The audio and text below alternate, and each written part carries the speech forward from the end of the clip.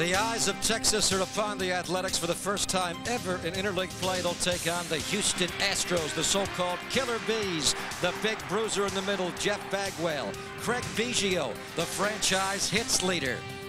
And the latest arrival, the switch-hitting Lance Berkman. They'll look to create a buzz as interleague play begins tonight.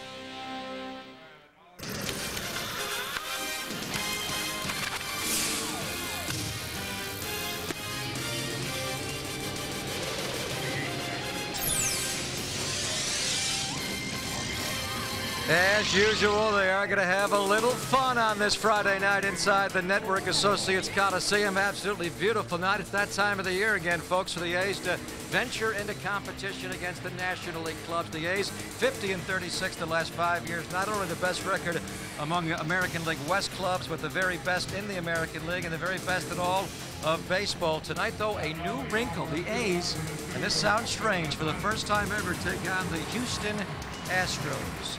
Didn't they used to be the Colt 45s? We'll talk about that later on. Greg Papa, Ray Fosse, welcome to Oakland and A's Baseball here on Fox Sports Net. And let's talk about it. The Houston Astros are in, Ray. We've been playing the National League West the last 5 years, first time ever against the National League Central, and right away the A's have to face the club that has won this division 4 of the last 5 years. And to be honest, it's a little strange, but I'm looking forward to seeing, especially Jeff Bagwell. To me, he's a consummate player. He plays the game the right way. He plays hard. Great hitter, little different stance for a hitter, but also Craig Biggio, converted catcher to second baseman, leadoff hitter. He's been hit as many as anybody, but also Lance Berkman has done a tremendous job. 19 home runs entering play tonight, so he stepped in his own. So the 3 Killer Bees, they're pretty good. Yeah, we're going to learn a lot about the Houston Astros this weekend, but one guy in the ballpark knows them well. Art Howe, of course, was an Astro as a player in the mid-70s through the early 80s, then later managed the Houston Astros. In fact, he is number 3 all-time on their managerial career victory list. Baseball is brought to you by Carl's Jr. Without us, some guys would starve. By your local Chevy dealers who invite you to test drive the new Chevy cars and trucks. By Aflac, ask about it at work.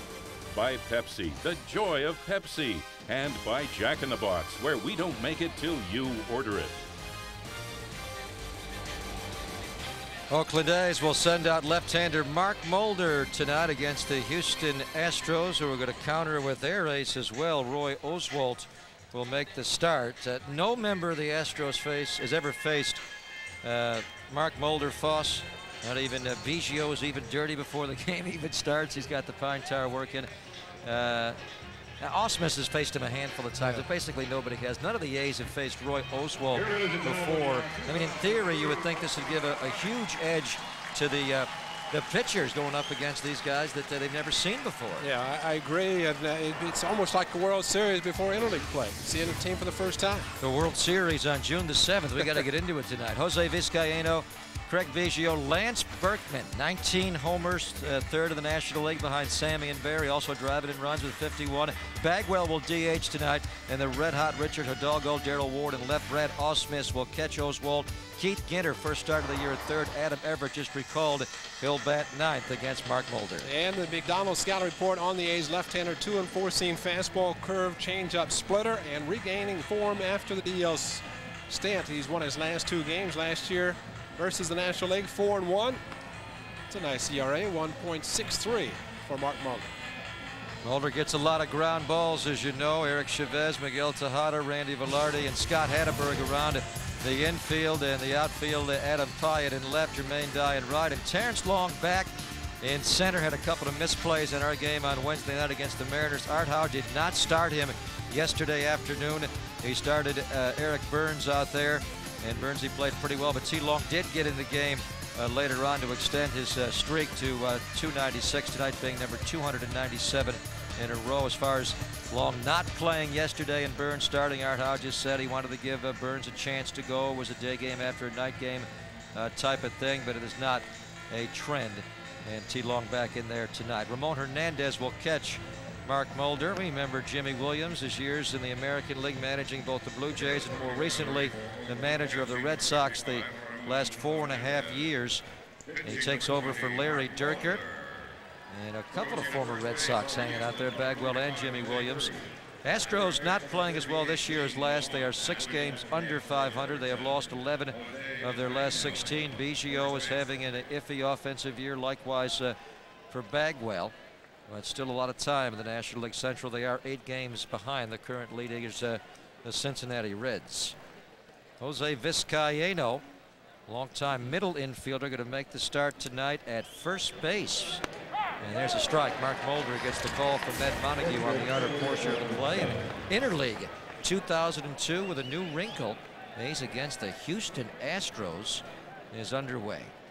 There's a big curveball. Vizcaíno takes it to left center. T-Long was shading that way. He'll take it routinely for the first out of the weekend. Fastball for a strike, curveball for another strike. 2 pitches, 1 out. Noticing Craig Biggio, who's hitting second instead of leading off, something that ideally that's his position, but the protection on his left elbow. Mark Mulder seeing the Astros, and I'm sure has read about a few of these guys. I think he knows Mr. Biggio. Biggio hitting number 2. In fact, the other night against Randy Johnson, he hit number 3, but mostly he has batted leadoff even this year, and he's a pretty good leadoff hitter. Last year he hit 8 leadoff home runs, tied for the second most in the history of the National League. Bobby Bonds cranked out a few in the National League, both in a single year and throughout his career. Biggio out in front. Biggio numbers are atypically down this year, hitting only .237 with 5 homers. Again, covered in pine tar. All over his bat, which translates to his helmet. But 2 great changeups back-to-back from Mark Mulder. And a very aggressive swinging Craig Biggio goes down swinging. Got him with the first pitch with a foul ball, and then got him with the second pitch, a changeup. He looked so poorly with that pitch, so came right back to it. And that's not a bad way to do it. Hitters don't think that a pitcher's going to throw back-to-back changeups. Harry Spillman, the hitting coach, talking to Biggio. Well, Mark Mulder retires the first 2. Spillman wound up his playing career with the Houston Astros. Here is Lance Berkman. They came here to swing the bats. They're ready to go, aren't they? My. They're being very aggressive. They're not going to wait out Mulder. Berkman is behind only A-Rod, Sammy, and Barry as far as home runs. There's a strike.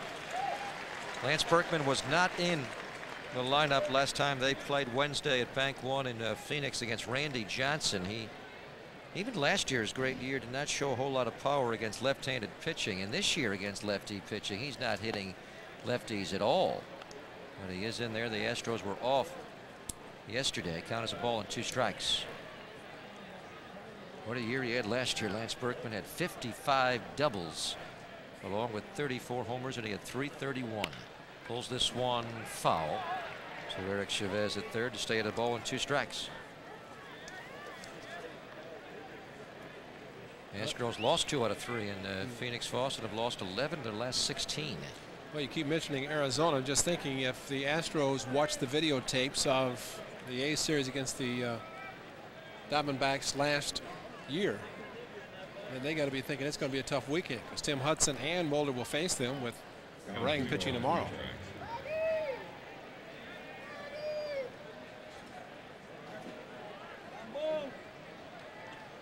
Count is 2-2, right? Should be 1-2. Yeah, 1-2. There we go. Ed Montague behind the plate tonight from the Bay Area, and Mulder throws one right past Lance Berkman at 91 miles per hour. That was a 10-pitch 1-2-3, getting 2/3 of the killer bees. We'll see Roy Oswalt when we come back. 29 and 30 overall. Randy Velarde will lead off, followed by Scott Hatterberg, then Miguel Tejada. David Justice has had great numbers in interleague play with 15 homers in just 62 interleague games. Then Jermaine Dye, Eric Chavez. Lower third is Adam Pyatt. Terrence Long and Ramon Hernandez will catch and bat 9th against Roy Oswalt, who is having yet again a terrific year for the Astros. And the McDonald's scout report on Oswalt. Fastball, curve, slider, changeup. He does throw hard. He has excellent control. And they'd say the hammer, the curveball, is outstanding. 32 career starts, 18-5, 14-3 last year in his rookie season. Wow, 14-3 a year ago, and he's off to a 6-3 start. One of the lowest ERAs in the National League. Goes right to work against Velarde with a 93-mile-an-hour fastball. And he's settling in at second base in the leadoff spot. Since we last spoke to you on Wednesday night, the A's have sent Esteban Germán down as Velarde lets the bat fly. Lands harmlessly. Rusty will pick it up and give it back to Velarde. It's fully intact. Nicely done by Rusty. LeGrand Orange helping out there. 0-2 on Velarde. Esteban Germán down. Fosse and Mark Ellis recalled from AAA Sacramento. Velarde slowly walking back to the mound, the plate's thinking 93 fastball, hook off the table. This guy's good. Ooh, what have I got to look for now? This guy is really good. Little slider. Curveball. He's got some great stuff, there's no doubt. And he works extremely fast. Young man, Roy Oswalt, just 24 years of age, will be 25 in late August. A lot of ways this team is like the Oakland A's. They've got great young pitching. Roy Oswalt, a little bit like Tim Hudson. Not a big guy, 6-footer, 175 pounds. Thought he's going to work on Sunday in this series. Barry Zito went yesterday and won again. Barry is on a roll. Beat Seattle in the game the A's really needed to stay 8 back where they were when the season, when the series started. Equipment bag on the top step in the Astros dugout. Ed Montague points it out. Doesn't want anybody to get hurt, so it's removed. It's Brad Ausmus behind the plate, and Oswalt 94-mile-an-hour fastball misses location. Count is 2-2.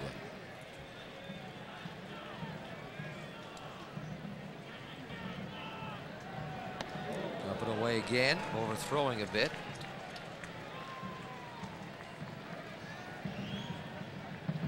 Boy, he puts a maximum effort into every pitch. Winds up and then just arms and legs right at you. Great at bat there. Boy, Velarde gets on base after falling behind quickly. He draws a walk from Roy Oswalt. That's Jose Vizcaíno at first base tonight. A little different look for the Astros. Bagwell got a DH. Biggio, though, at second base. 4-time Gold Glover. Astros on the stat sheet very strong defensively. Just 27 errors, fewest in the National League. Their outfield, though, not the swiftest. Lance Berkman in center. Hidalgo, good throwing arm in right, and then Darrell Ward in left. Jeff Bagwell, we're seeing Biggio. A staple on the right side, but here in interleague play, they get Jeff Bagwell DH tonight. Now here's Scott Hatteberg, the A's first baseman.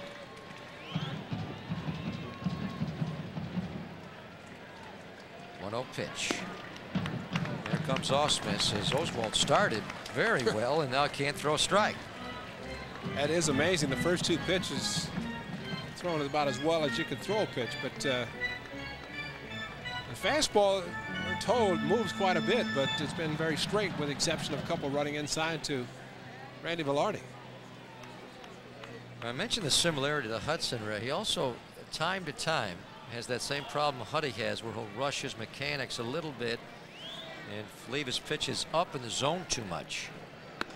That one's too high, and he falls behind 3-0. You talk about working quickly, sometimes that can work against him. Yeah.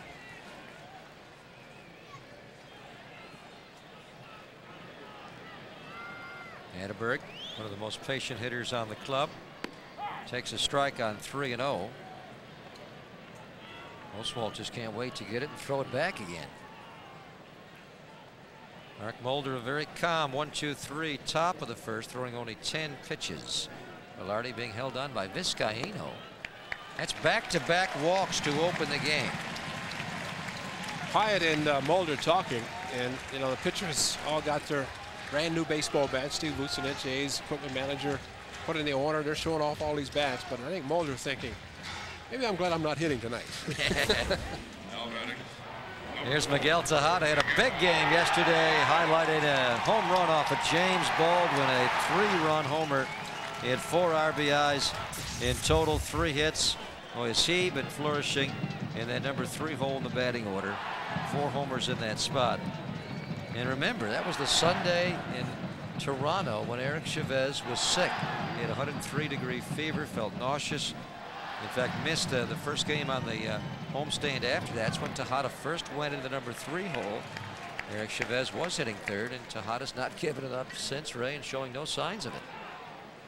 Showing his patience, showing his ability to use the whole field. And there is Tejada in the number 3 hole. And with Justice returning, Eric Chavez now batting 6th. Here's a fastball strike. Oswalt popping in at 94 miles per hour. Count as a ball and a strike. And we're talking about the pitchers getting their bats. Roy Oswalt went out for batting practice with his team. He's a creature of habit. And he took BP before the game. Yeah, Barry Zito said, isn't that great to go out and be able to take batting practice before you pitch? Of course, that would mess up Zito's routine. Well, the way the Astros working with Jimmy Williams, you take BP the day before your start and then on the day of your start. When Durker managed here, though, they took BP every single day, all the starters. Usually the hitters or the pitchers have a contest. Come out early and take their batting practice and home run hitting contest. Miguel Tejada down the line and left, and a nice easy swing, and this one is just going to hook on him at the very end. Foul.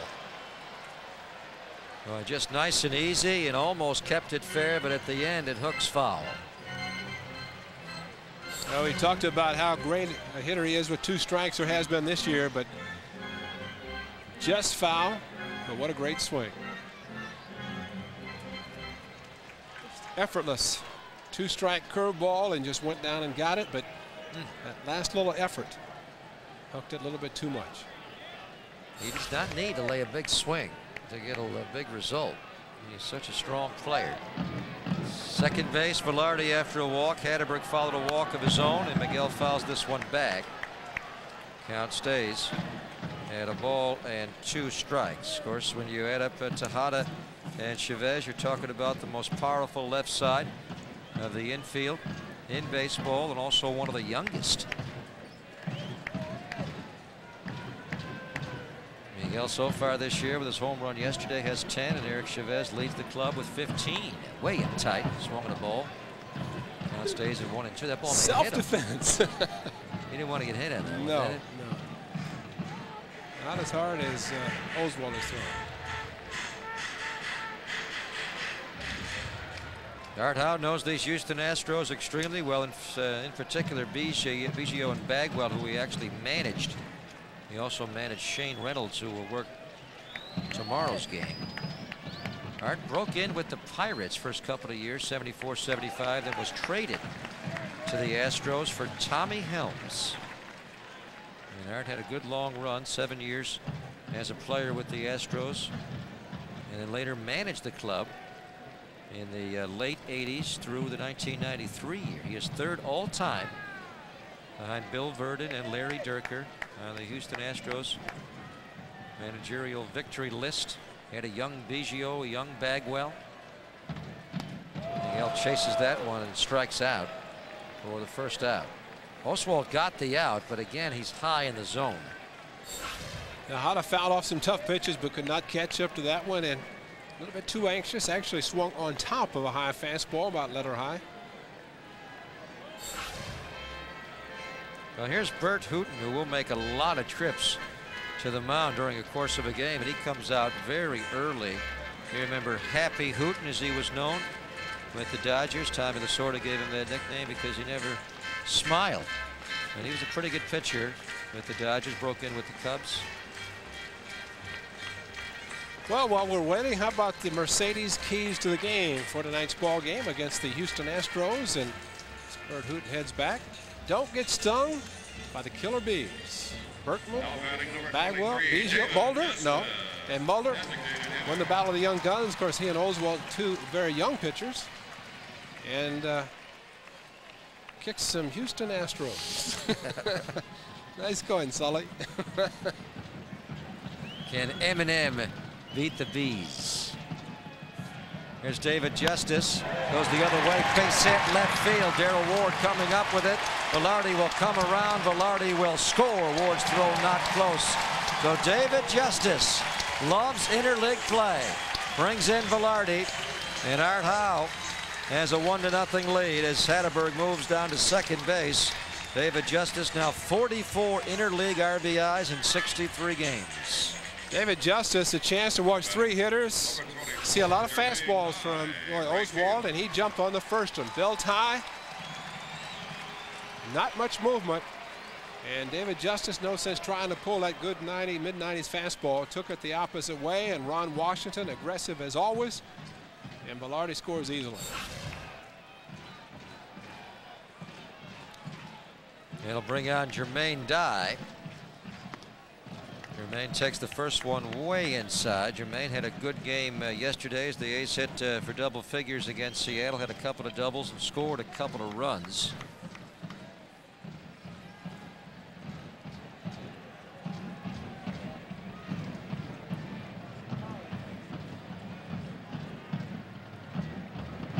That fastball, a lot of movement. Missing location every now and then, but he gets a called strike there. 1 ball, 1 strike. It's amazing as hard as he throws still to get the movement. That's usually a sinker ball pitcher or one who has the movement, does not have the velocity, but he's got them both. Another hot fastball on the inside portion of the plate. 1 ball and 2 strikes.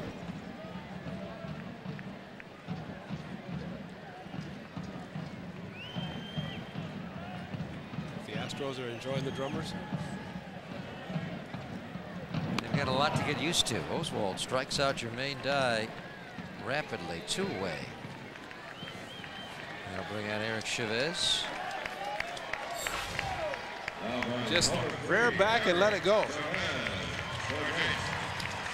Registered at 93 miles per hour, and he throws hard, but he's throwing a lot of pitches. 25 already.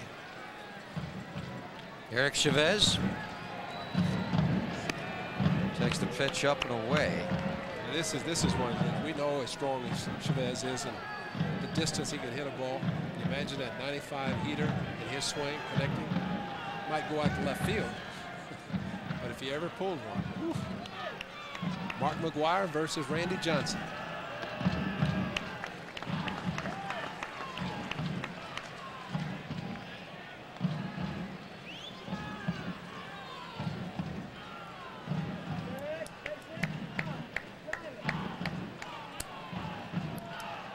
A's tonight beginning a streak of 5 consecutive series against the National League clubs and 15 straight as we get into interleague play. A little odd. National League West, you're used to seeing most of the clubs, I guess the Dodgers being the one exception, at least in the spring. There's a strike, but I've never seen the Houston Astros. Watch a little video before the game if you like, but you got to get in there and see Roy Oswalt up close and personal. Jimmy knows both leagues, longtime coach for Bobby Cox in Atlanta. There's a swing and a miss. Well, you know, you have to watch a lot of video because Dan Feinstein spent a lot of time putting together the video. So I'm sure the players, the pitchers, everybody looking at the work Dan has done. But you're right. You have to be up there. You have to face him. You can't simulate a 95-mile-an-hour fastball sitting in a video. At least you get an idea, release point. And movement. But Oswalt really struggling with his mechanics here. And you see what an intense competitor he is. He's a lot like Huddy. Goes a little bit harder.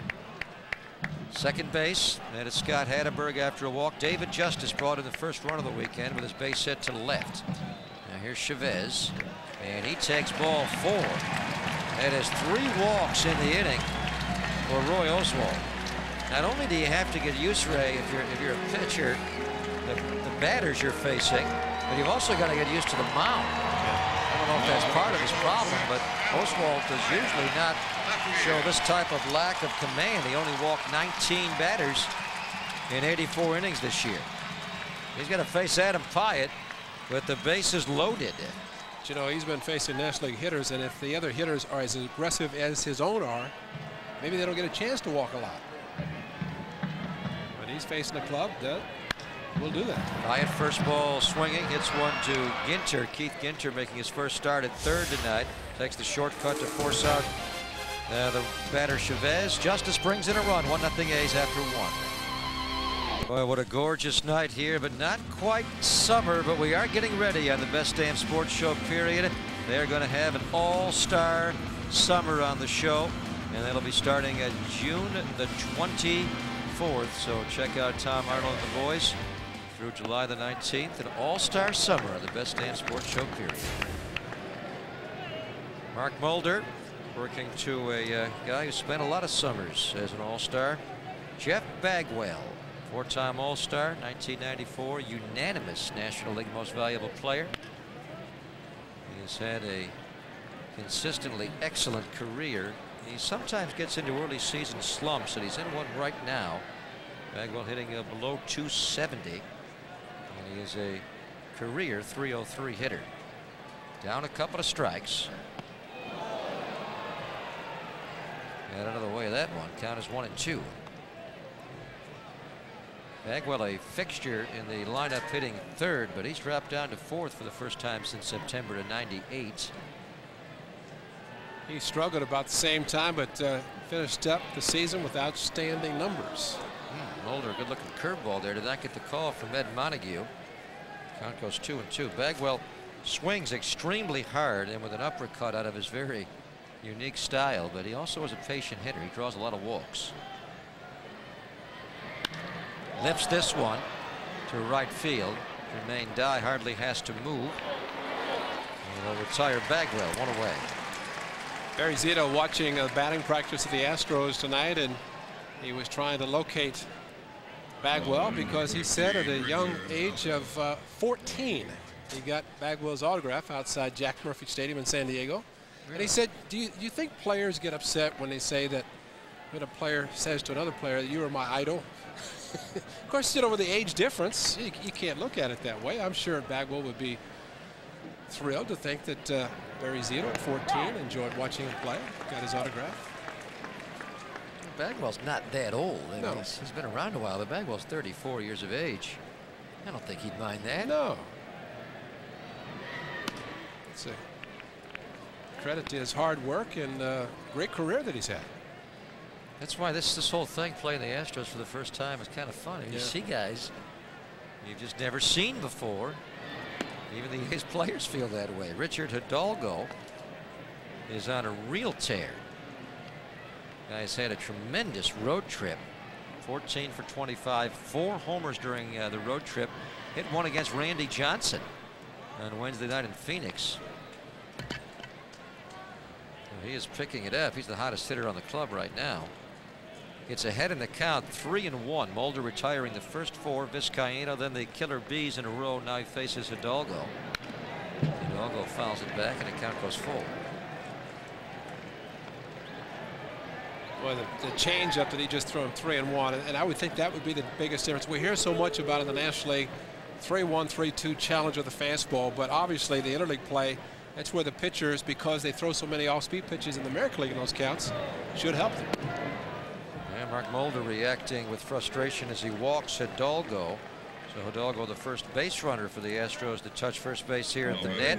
Astros are in for 3 starting the night. Then the Milwaukee Brewers will be in next week, Monday and Tuesday nights. Wednesday's a matinee, and that's going to be our next Dollar Wednesday for the 12:35 first pitch. $1 tickets and $1 hot dogs to watch the Brew Crew.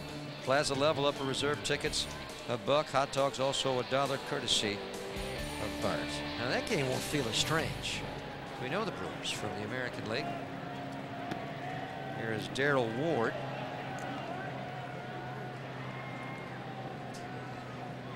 Darrell Ward taking over pretty much as the everyday left fielder with Moises Alou moving out of the Cubs. He's hitting for a very high average, but he's not showing the kind of power they were looking for. Darrell's only hit a couple of homers, although he does lead the club in doubles with 19 this early year. Now Ramon Hernandez goes out to talk to Mulder, who was having a little bit of the problem that Oswalt had in the bottom of the first right here in the top of the second. A walk, and now quickly he falls behind to the next batter, 2-0. A 10-pitch first inning, but now He's already thrown 13 in this half.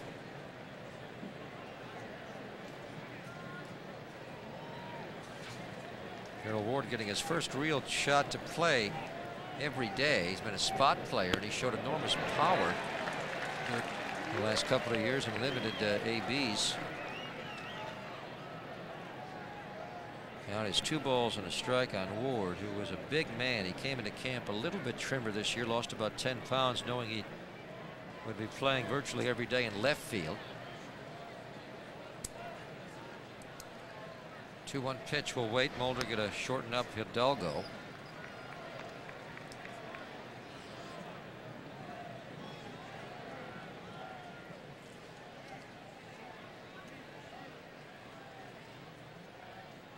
Mark Mulder's last 2 starts have gone extremely well. Last one was Sunday in St. Pete against the Devil Rays, and it's foul. Gave up just a couple of runs in 5 2/3. Start before that began the last road trip in Baltimore on May the 28th, and again he gave up a couple of runs. Went 6 innings that night. That was after a little bit of a reacclimation for Mark, getting back for Art Howe and Rick Peterson off the disabled list. But he's won his last 2 starts to get back to 500 at 4-4. 2-2 pitch. Ward goes out of the zone a bit to foul it and stays at 2-2. Yeah, one of the reasons Mark Mulder does not like walking batters or throwing a lot of pitches out of the striking zone, he likes the pace of the game, and he knows that it keeps everybody on their toes. And you see how quickly the first inning went, how crisply it was. Fly ball, couple of strikeouts, throwing strikes.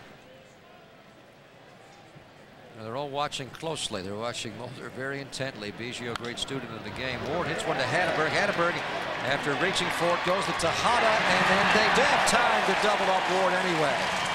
Hatteberg just a pause to get it out of his glove, but he does turn the double play on Darrell Ward to get the A's out of the top of the second. Hatteberg getting it to Tejada with a good angle, but watch how quickly Tejada unloads to Mark Mulder.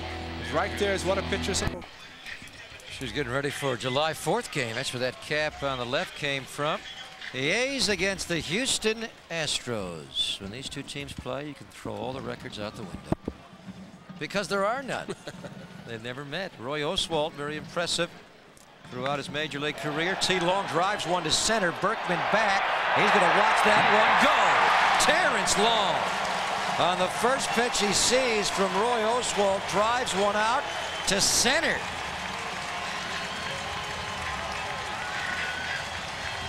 T. Long with a long one, his 5th of the year, and the A's have a 2-0 lead.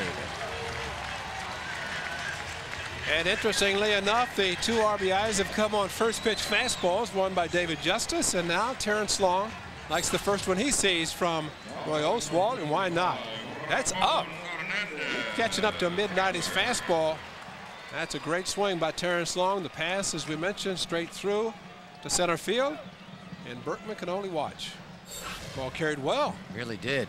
That's tonight. Just think tomorrow and Sunday afternoon. And as the 80th home run the A's have struck this year, second only in the big leagues to the Bronx Bombers. The A's have now hit 28 homers their last 17 games. Now 2-0. Oswalt had command troubles. That one was fouled off the plate umpire Montague. Oswalt had command troubles in the bottom of the first. Now yields a home run right away, and he just does not give up home runs, this guy. That's only the 4th home run he has allowed all year. He'd allowed just 3 in 84 innings. The A's have some young guys who can turn around a fastball. Don't tell anybody, but they can.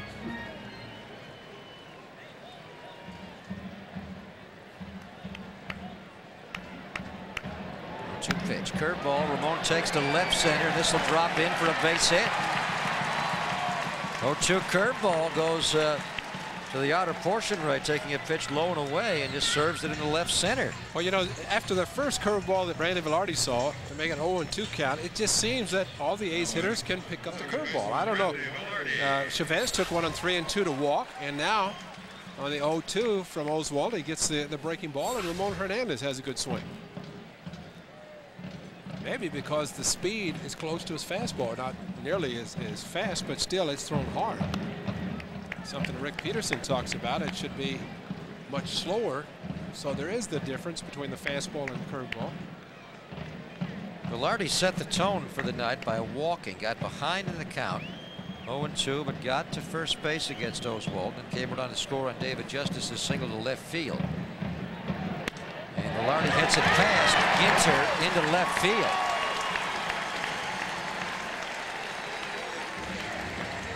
Well, the A's are quick studies here against Roy Oswald. Well, the A's decided to be a little bit aggressive and wants the pitch in the middle of the plate, change up, and it gets it.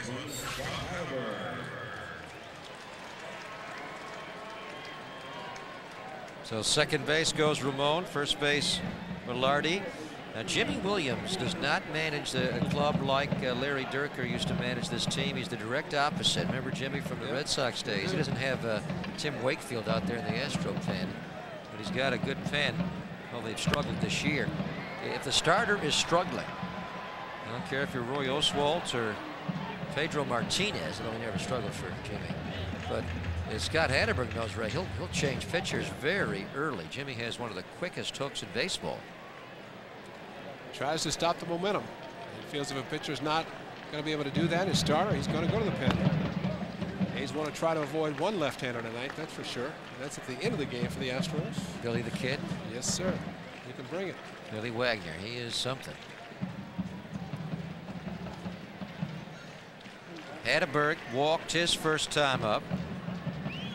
The A's already have 4 hits tonight, and they've drawn 3 walks.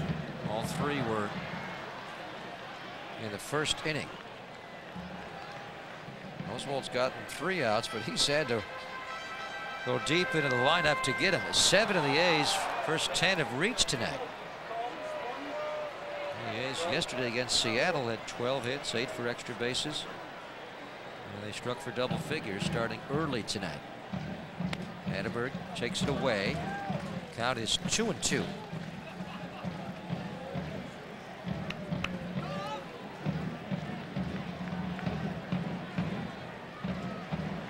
Williams fired by the Red Sox on August the 16th last year. They were 12 games under when they fired him. Then just 12 games over, I should say, when they fired him. 12 over, and completely fell apart after he was fired. Wound up going 12-26 under Joe Kerrigan after Jimmy was fired. Jimmy actually, Ray, got 12 third-place votes for American League Manager of the Year, and he got fired. That's never happened before. Well, he should have. He kept that club together, I thought. And Hatteberg to right, and that'll be caught by Hidalgo, and he gets it in very quickly. He was backpedaling but made the catch. Ramon has to stay at second base. So Hatteberg lines out to right for the first out here of the second.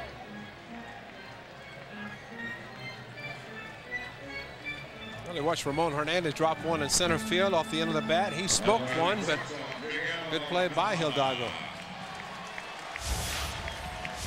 Roy Oswalt threw 32 pitches in the bottom of the first. He's thrown 13 more so far here to get 1 out in the second. And only 7 more strikes than balls. That's not good.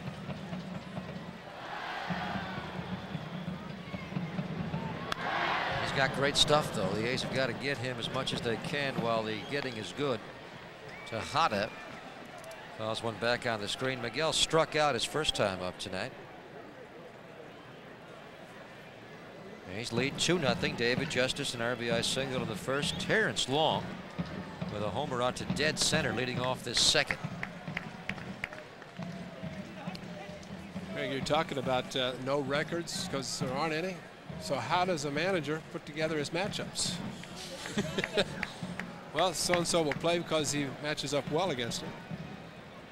It's interesting. There's a couple of center fielders. Yesterday's center fielder, Eric Burns. Tejada drives one to left center. Well struck, but that should be caught. Darrell Ward, a backhand play with Berkman, the center fielder, coming behind. Astros do not have a lot of speed in the outfield. Berkman actually played in college as a first baseman and played some center last year, but really he's a corner outfielder. 2 away. Now David Justice will bat.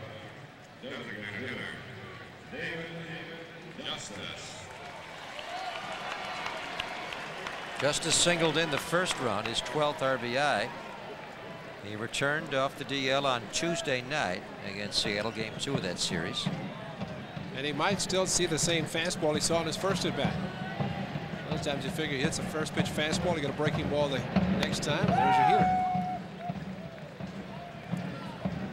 A lot of hitters don't believe you're going to get the same pitch that you hit the previous at bat. That's why it works sometimes when you just go right after it. Such a guessing game a lot of times, isn't it?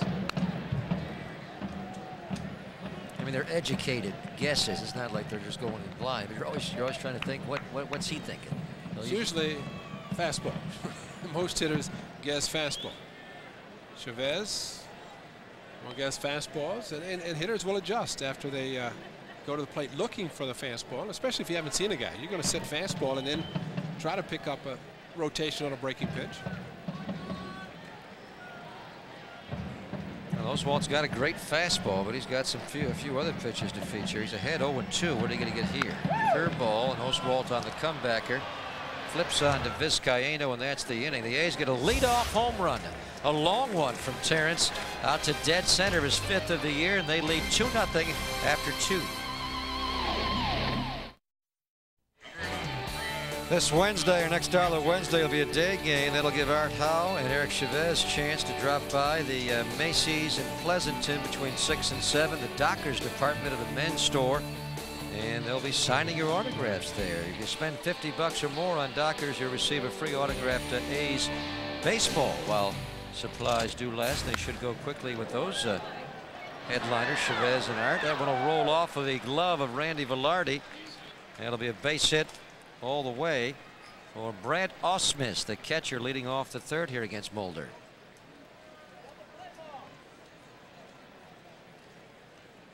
Mark Mulder thought he should have caught the ball right over the pitcher's mound, and Randy Velarde off the heel of his glove.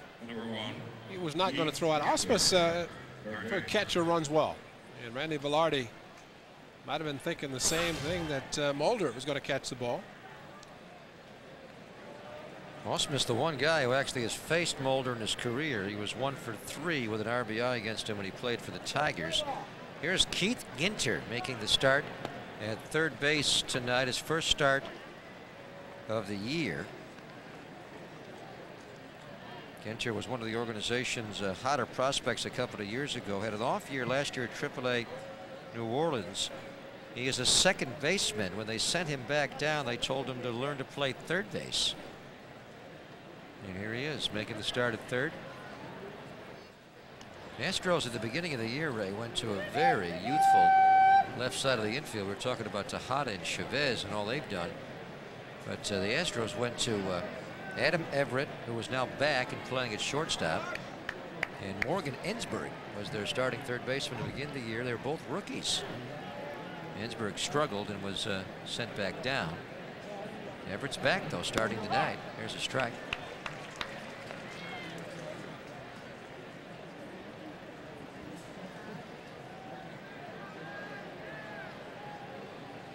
One thing Jerry Hunsiker, their GM, was concerned about before the years, maybe a little bit too young in spots, and also health issues, and they have had their share of players on the DL.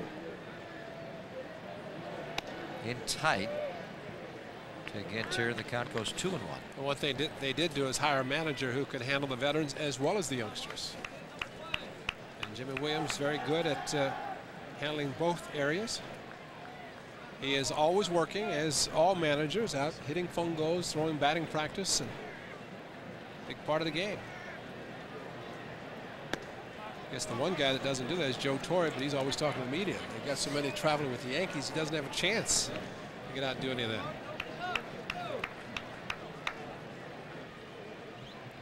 The Astros have won the National League Central 4 of the last 5 years, but let Larry Dierker go in the offseason.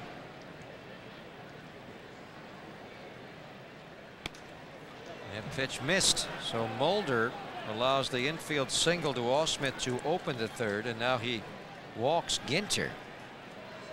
You notice where he's missing too. It's outside to the right-handers. And it's that fine line, that fine area of trying to hit outside corner, lefty throwing to righty, or righty throwing to lefty. Just you want to follow through, but you want to kind of guide the ball to keep it out there. Figuring if you follow through too much, it's going to be in the middle of the plate or inside. We were talking earlier, Fosse, about the rookie shortstop Adam Everett. Here he is now, batting out of the number 9 hole for Jimmy Williams.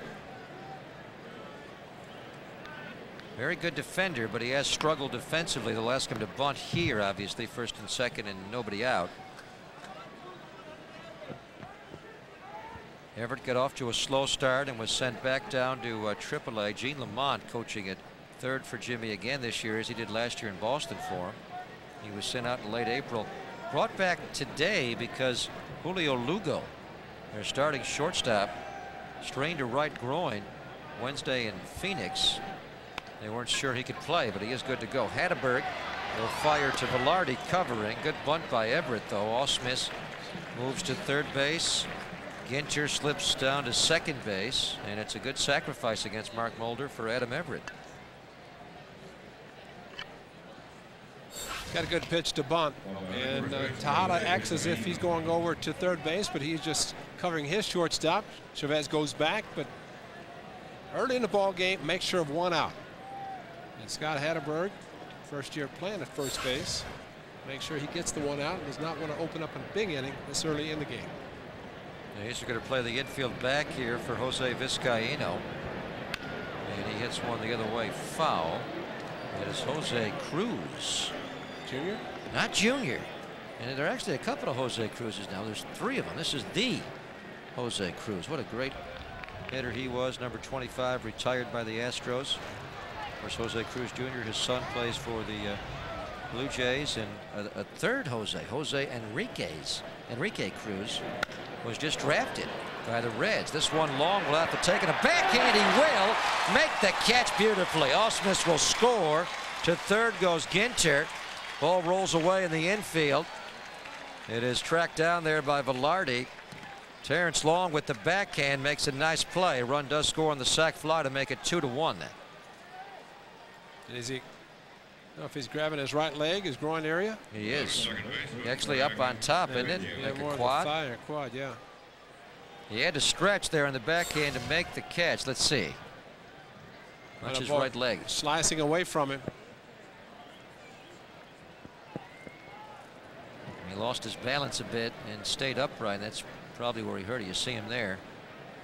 And as he threw it in, it rolled away from Velarde, but not far enough. Here's Biggio now, rolling one foul.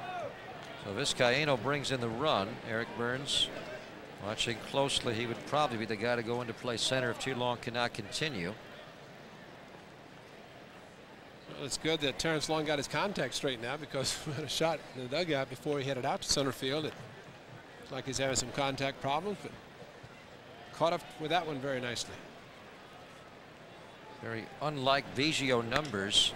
Grounds this one to Velarde, and he will make the third out of the inning. The Astros, though, get a base hit in the walk right away off of Mulder and set it up for Vizcaino to bring in a run with a sac fly. A's lead down to 2-1 after 2.5. Trolling around the Coliseum on a Friday night. Our SBC Pac Bell line score 2-1 A's. It's hairspray. Huh? Our troll friend? Yeah. Troll hair blowing all over the place. It's better when it rains here, doesn't it? That's right. He needs a little hair products. The dry look is not the troll look. He's out trolling for chicks. That's my recommendation. Jermaine Dye, Eric Chavez, Adam Pyatt. Roy Oswalt really having a hard time locating his stuff. Misses low with the first one, misses high with the second one. Sets up right in the middle of the rubber. There's a strike. And his catcher sets up right in the middle of the plate. Throw it there then. Everything's level. Yeah. Let him jump around out there. Now he's trying to get the landing spot. A little fidgety Oswalt is, trying to acclimate to the mound here where he's never pitched. Strike. Well, because he's set up in the middle of the plate, Mark Mulder is set up to the third base side. Maybe they are stepping near the same hole. Usually a righty and lefty wouldn't have that problem. Yeah, he strikes out Jermaine Dye here. Dye has struck out twice tonight, one away in the A's third. Right after we're done tonight, interleague play, A's and Astros. We'll take you down south. Check out the lineup on the Best Damn Sports Show, period. Buster Douglas knows about beating Mike Tyson. Ricky Craven's going to drive by, and they're going to put Mike Tyson's therapist on the couch. Maybe Tom Arnold will go on the couch. We'll find Mike Tyson's therapist. I'll have to ask him. When's the fight? Tomorrow night? Fight's tomorrow night.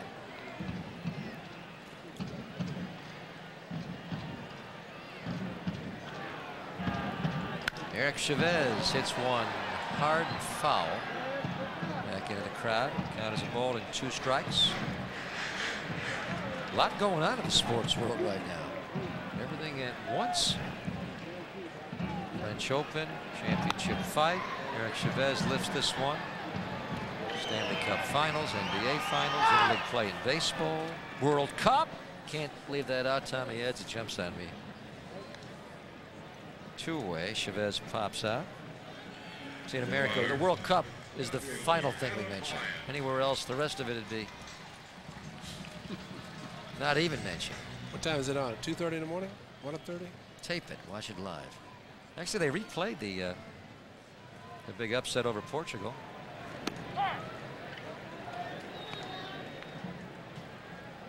Adam Pyatt bounced out to third his first time up.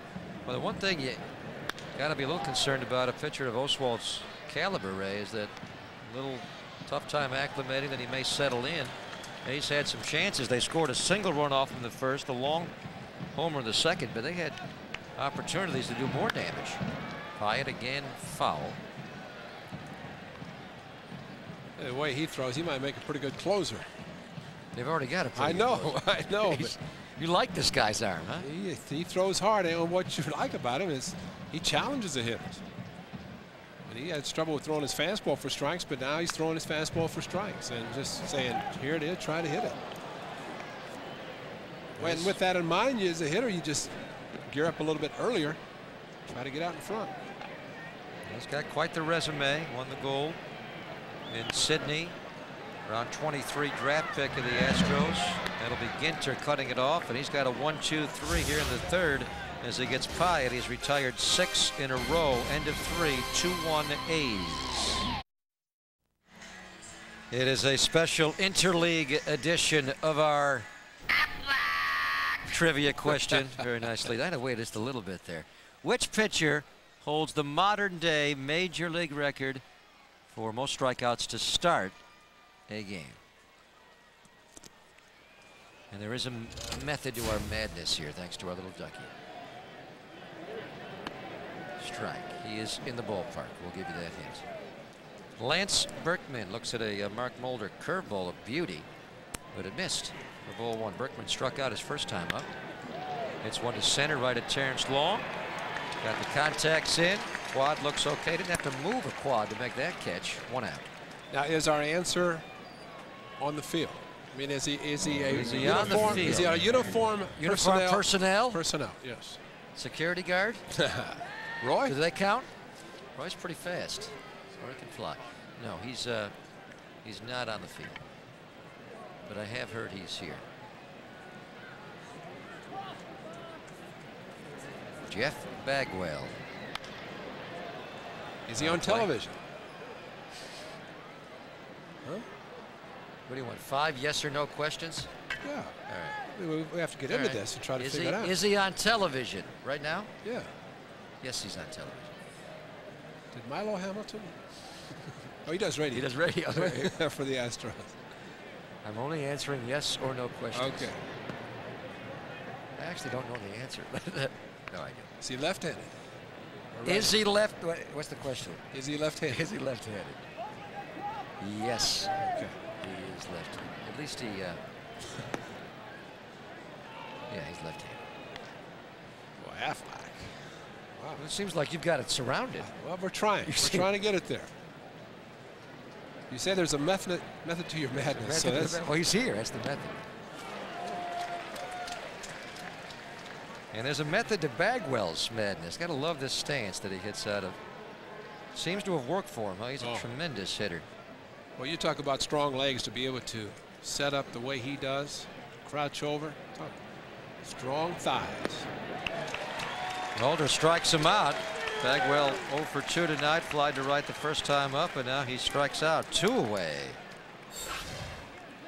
Looked like a splitter as it comes at Jeff Bagwell and then disappears, and that's indication about mid-80s. Look at the stance and the swing right over a good splitter. Hitters go back and talk about it, shake their head. So why are we doing this interleague stuff? Sounds like Tony Gwynn. He hated it for that very reason. It gave the pitchers the upper hand. He's good, that Mulder guy. Marcus allowed just 1 hit. He has walked a couple, including this batter, Richard Hidalgo. See where he's missing again, outside to the right-hander. Walked to Hidalgo last inning, or in second inning, as he tried to stay to the outside part of the plate and couldn't hit the corner. Moving away again is Ramon.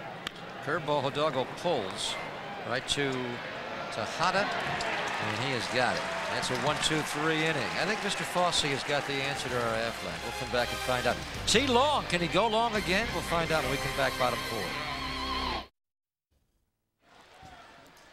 Time to find out what the Duckies got for us tonight. Our Aflac trivia question. He's in the ballpark tonight. Holds the modern-day record for striking out batters to open a game. It is lefty Jim DeShays of the Astros. Struck out the first 8 LA Dodgers he faced in September of '86. And there he is. He's in the ballpark. He's in the TV booth. There he is. Hello, Jim. Waving his right hand, though. Terrence Long takes one down low. Jim took over for Larry Dierker on the Astro TV broadcast when Dierker left the booth to become the manager of the Astros. T. Long, a solo homer out to centers last time up to get the A's the 2-0 lead. Now it's 2-1. I asked Jim DeShays about that very thing before the game, Ray, when I met him on the field. And here's the kicker to the story. He struck out the first 8 Dodgers that game. Tommy Lasorda pinch hit for the pitcher. I think he said Dennis Powell was the starting pitcher for the Dodgers that night. And he only given up a couple of runs. He did not want DeShays striking out anymore. He hit for the pitcher right there, and whoever he hit for, Jim got him out. It's off the glove of Ginter. The Long will stay out, but he got him to fly out. He didn't strike him out, but Ginter finding out a little more room here in foul territory than, say, at Minute Maid Park in Houston. You run that far, you figure you have to be close to the rail. He's got a long way to go, a lot more, and it's almost like the warning track was the rail to him. He came up a little short. You didn't react when I said Minute Maid Park. Yeah, I reacted yesterday when we talked about it on radio. You got that news? Oh, I was trying to squeeze you. E5. I was trying to squeeze you. That's an error on Ginter. That's the new name of the Astros Stadium. Formerly Enron Field and Astros Field, which they never liked. T. Long, another one, right center, a multi-homer game for Terrence in his first 2 at-bats.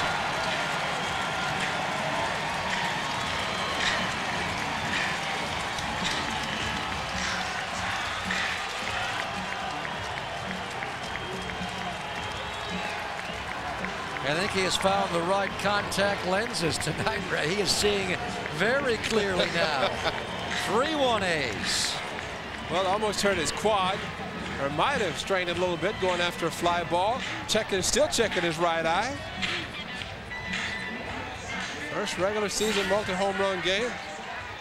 Here's a 3-2. Again, a high fastball, only to right center.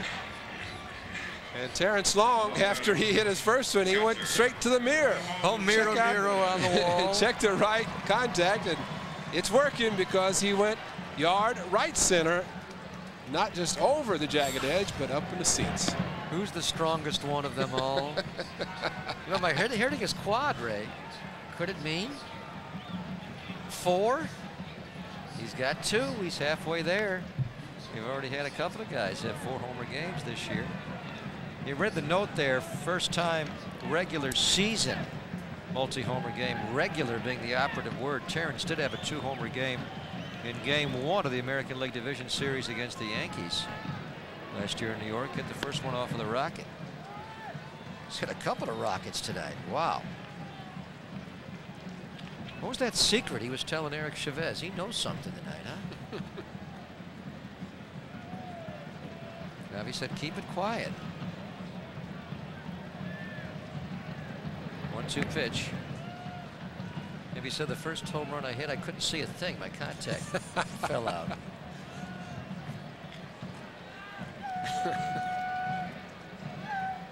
Ramon followed up the first homer with a base hit, time called by the plate umpire. You know, I did that in spring training one year. I swung, and as I swung, my contact fell out at home plate, but I hit a home run. As I circled the bases, I stopped at home plate and tried to find my contact. It was on the ground. While you swung, it fell? When I swung. That's a pretty good swing. Well, eye-popping power. Yeah, but I couldn't find my lens. Could you find the bases? Barely. that was hard. Fortunately, as I approached, I saw something white and I stepped on it and kept making the left turn. You know? Hit that pillow. But I didn't find the lens. It stayed around there. Larry Davis has the mirror up for T. Long, but it's above Chavez's head. Don't break that mirror. Look out. Right back near us. And by the way, it was the E5 by Ginter that gave T. right. Long the extra swing. They gave him an error on it, and well, again, Ginter's not a third baseman. He's went out and played third at New Orleans for the Zephyrs, but he's a second baseman. But I just think the one thing, and Terrence Long hit a 3-2 fastball, and now Ramon 3-2, and Oswalt is just challenging. Here it is, and that helps you as a hitter. If you have a pretty good idea that you're going to see nothing but gas, you're going to let it go. And the plate umpire calls time as Oswalt gets ready to throw this 3-2 to Ramon Hernandez. 3-1 A's here in the bottom of the 4th. And Ramon lifts this one shallow right. Hidalgo was deep. He's going to get under it in time. Big man makes the catch for the first out of the inning. Oswalt might have been glancing up at the scoreboard and seeing the number 79 up there. As he has thrown 79 pitches. That's 1 out in the 4th inning. Wow. His last outing was last Saturday, June the 1st, at Wrigley. He threw 105 pitches in that game, the most he has thrown, and then he started this year 115. He is their ace. 1-0 pitch. Lively fastball. Randy Velarde fouls off. It's 1-1. Velarde has gotten out in each of his first 2 plate appearances tonight out of the leadoff spot. He walked to open the game, scored on David Justice's 1-out single. And then Velarde singled himself to left last time up. Slider there is blown away. 2-1. And it looked like Oswalt shook off Ausmus as he gave the sign, and Ausmus went to the slider, and that's breaking it up, not throwing just the fastball. That one's pretty good. Throws it by Velarde. Count is 2-2. Oswalt coming into the start tonight. ERA is 2.57, one of the very best in the National League. Looks right in the middle of the rubber. Missed. Montague didn't give him the call there. Oswalt a little frustrated. Last time we saw Ed Montague, he umpired a game against the Yankees here, and Art Howe was extremely hot with him. And in fact, Rick Peterson got ejected. A couple of questionable calls on Jim Messier pitches to both Derek Jeter and Jason Giambi went against the A's. He had a tight zone that night. Art was really unhappy with it. 3-2 pitch. Velarde takes, and that's ball 4. So Velarde continues his perfect night. A single and now a couple of walks as he jumps on base. We remind you to jump on the Wells Fargo e-bus coming on this Sunday 1:05 for the game against the Astros here. What is the Wells Fargo e-bus? It's an interactive exhibit that introduces children to computers and the internet, or maybe their parents will be introduced. The kids know all about it. It's all courtesy of Wells Fargo, celebrating 150 years. So join us on Sunday, 5-10-7-6-2 ball. Scott Hatteberg, his third plate appearance tonight.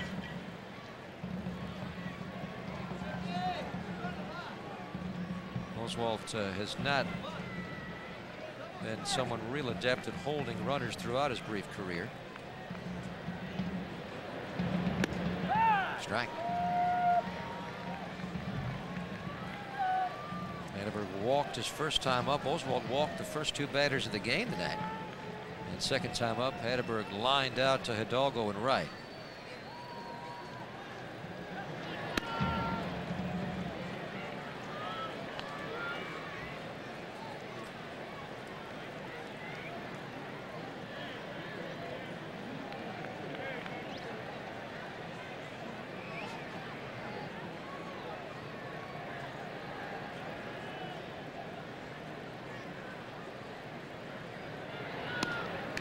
Missed again. Count is 2-1. And you see the leg kick. He does not use the slide step. At least he is not in the 3 pitches that he's thrown to Hatteberg, with Velarde threat to steal at first base. But he wants to get the maximum effort by lifting the leg and not using the slide step, at least to this point. Quick move to first.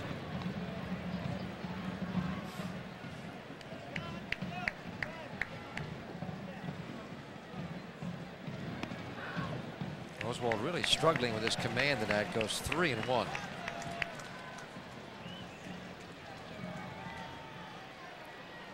Miguel Tejada waiting on deck. This will be Oswalt's 90th pitch of the game, and it's not close. He has walked Hatteberg twice. He walks Velarde and Hatteberg consecutively for the second time tonight. Jimmy Williams will obviously give him a little longer leash, being the #1 guy, his ace, but he is really having a hard time, and it seems like he just may not get it tonight. Already up to 90 pitches. And as you noted earlier, Ray, the ball strike ratio not good at all.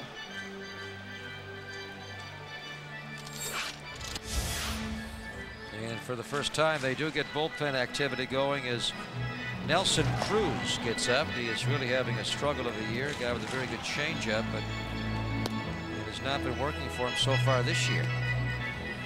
Ed Montague, the pitch that I think Oswalt thought he had struck out to Velarde.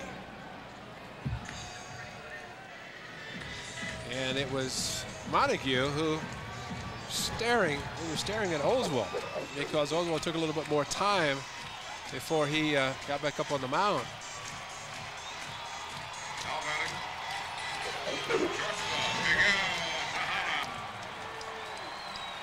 Here is Miguel Tejada with a chance to do some damage. He's 0 for 2 tonight. He is struck out and lined out.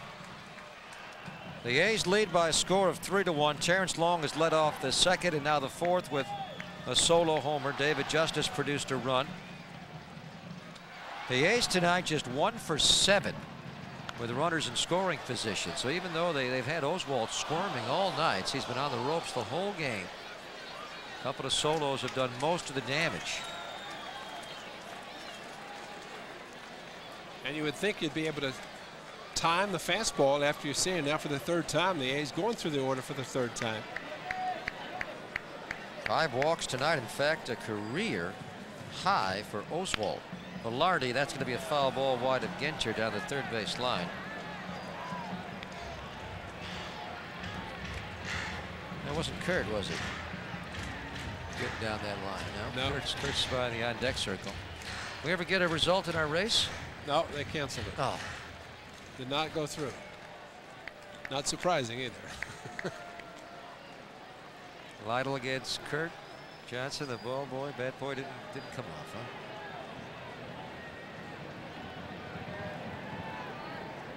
0-2 pitch to Tejada.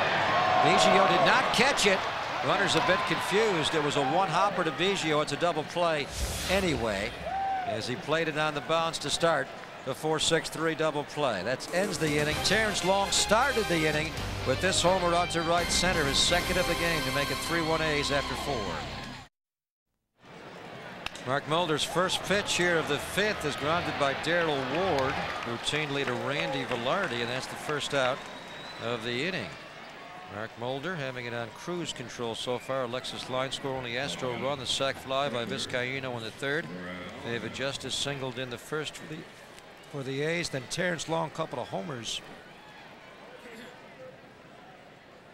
in the 2nd and 3rd off of Roy Oswalt.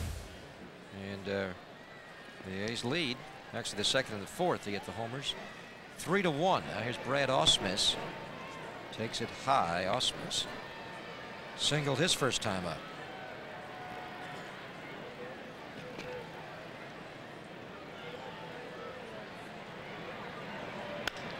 Smith lifts one to T. Long. Long at a drip back and center will make the catch for the 2nd out. Ausmus has the only hit of the game for the Astros off of Mulder. That was an infield hit off the glove of Velarde. And here's Keith Ginter. He walked right after Ausmus walked. Or Ausmus singled and Ginter then walked, and Everett dropped down the bunt. That brought in the run of the sac fly by Vizcaino.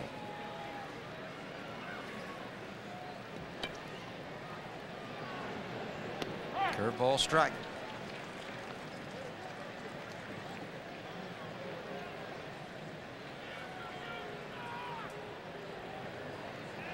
He's had a pretty good idea. He was back on the last road trip in Mulder tonight, Ray. Looks like the Mulder we saw last year, just making it look easy. But again, pitching the last 2 starts on a 5-day. And that's why I wanted to pitch last Sunday. If he feels comfortable, get him back going, then continue to do that. But I think it was just a matter of time. Very impressive the last 2 starts against Baltimore and the Devil Rays. 2-1 to Ginter.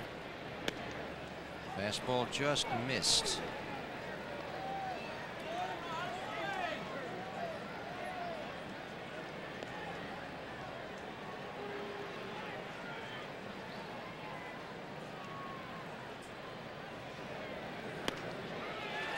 Gets that one past Ginter, and a 3-1 that was up. Enough on it though. 3-2. The Astros might be looking at Mulder and think about Tom Glavine, of course, pitching for the Braves, and excellent left-hander. Glavine utilizes the sinker and the changeup perhaps a little bit more than Mulder, but Mulder with the curveball and the great splitter to go along with the other pitches. Wonder how much success they've had against Glavine. He's such a consistent winner. They were swept last year in the division series by the Braves, lost 3 games to none. We noted earlier the Astros have won the National League Central 4 of the last 5 years, but they have not won a playoff series. This franchise has never won a playoff series. This is over the reach of Hatteberg down the line. Ginter will go to 2nd on Jermaine Dye, who will spin and fire, cut by Velarde. So Ginter is in there with the 2nd hit of the game, the first real clean hit of the game, and it's a 2-out double by Ginter here in the 5th. Clean in the sense that it went to the outfield, but not clean. That was hit off the end of the bat. But Hatteberg couldn't jump 12 feet in the air, and as a result, it's a double. Off the end of the bat, good location outside, maybe even off the plate, and Ginter just over the head of Hatteberg. A clean bloop. But he's on 2nd base now for Adam Everett. Everett just recalled from AAA earlier today.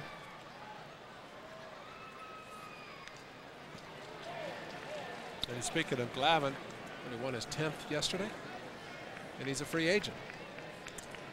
Yeah, he's a talkative free agent. He's talking a lot about that he may be on the move. That one hit Ramon and looked like it stung him on the foot.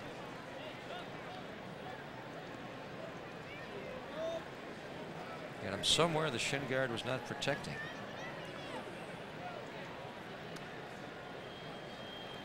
Well, it looked like it bounced, and if it bounces, it usually hits you someplace where you're not protected as much as you want to be protected. I guess the best way you can put that. We don't know for sure if that's what happened, but when the ball bounces, let's see. Creates a problem, and it's fouled. Yep. Inside leg. Yeah. You never have enough protection when you're catching. Saw Mark Ellis when he arrived yesterday, and we compared fingers. His ring finger. I've seen yours. What's his doing? His ring now? finger. He'll have to get about a size 15 ring to go over his knuckle, but then only needs about an 8. Oh, I mean, it's permanent in that. This ring finger. Permanent? Well, yeah. I mean, that's as far as the calcium deposits in the knuckle. Yeah, it's definitely swollen, but said he's fine. Happy to be back. He wasn't out that long. What, a couple weeks or something? It's on the left hand. Let's just tape it up. Let's go. He's back. He may get a chance to play a little more than the first time the A's had him up. As a backup, way in tight to Adam Everett. Well, he reacted late on that. He reacted like he thought it was going to be a screwball. Instead, it was a running fastball. Last instant turned away, otherwise it's on his left shoulder. Astros get hit quite a bit. Biggio in particular. Bagwell also gets hit a lot. 2-2 pitch. Everett swings and misses, and Mulder gets out of the inning. So the 2-out double does him no harm. We have played half the game, and the A's lead it 3-1.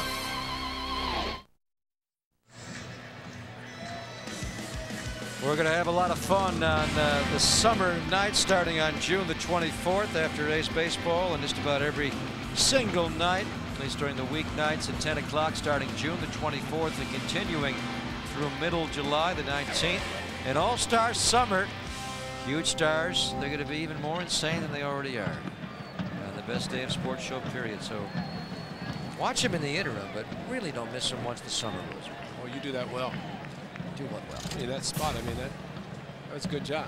That was me driving the convertible. You see that? Yeah. Was, hit the brakes. Need some fluid on those brakes. David Justice fouls it out of play. Count as a ball and a strike.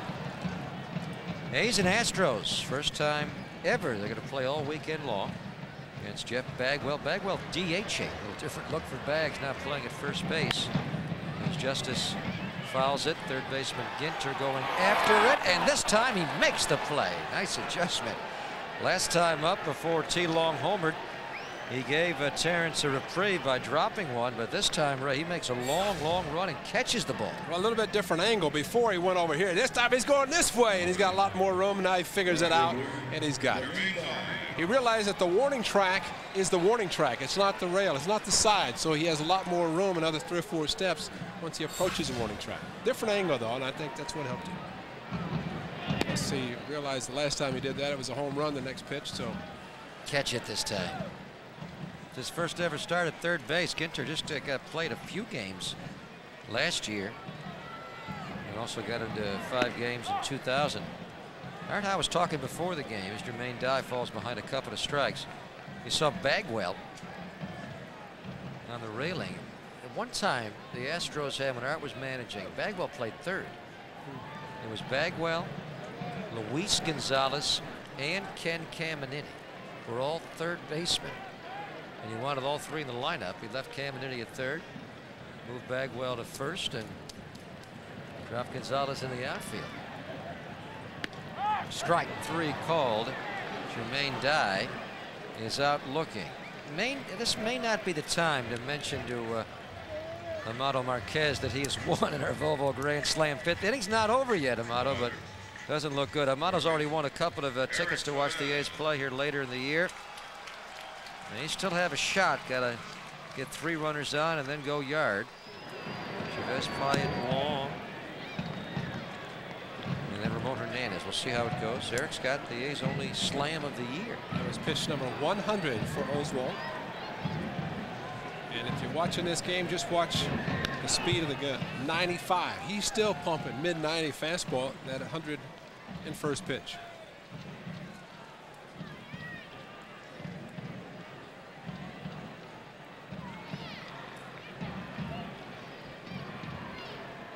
One pitch. Count is 2 balls and a strike. Chavez walked his first time tonight against Oswald. Oswald's walked a career high 5 tonight. Eric's second plate appearance. popped out to third. Oswald's been working on that landing hole all night long as he's trying to get acclimated to the mound. Strike.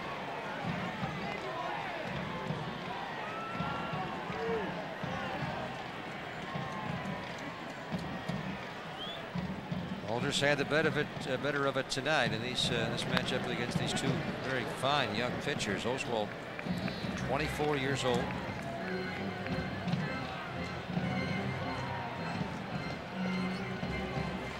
Arrived on the scene last year, went 14-3 with a 2.73 ERA. Mulder was a 21-game winner last year. Chavez lifts this one. Biggio, statuesque, does not see it. And now he does, and he'll make the catch. Whatever Vizcaino said, he found the ball. 1-2-3, fifth in our Volvo Grand Slam inning. Still 3-1 A's after 5. Mark Mulder's been the one that's been Chevy tough so far tonight. He leads Roy Oswald 3-1. Jose Vizcaino. Astros have been aggressive all night. He sees the first pitch and hits it hard foul, ricocheting off the bullpen mound up into the crowd. Vizcaino leading off tonight for the 6th time all year. Injury to Lugo. Lugo's been leading off since mid-May. Biggio was their leadoff hitter at the start of the year. Vizcaino brought in the only Astro run so far with his sac fly to right center. It scored Brad Ausmus. Guides one foul. 1-2.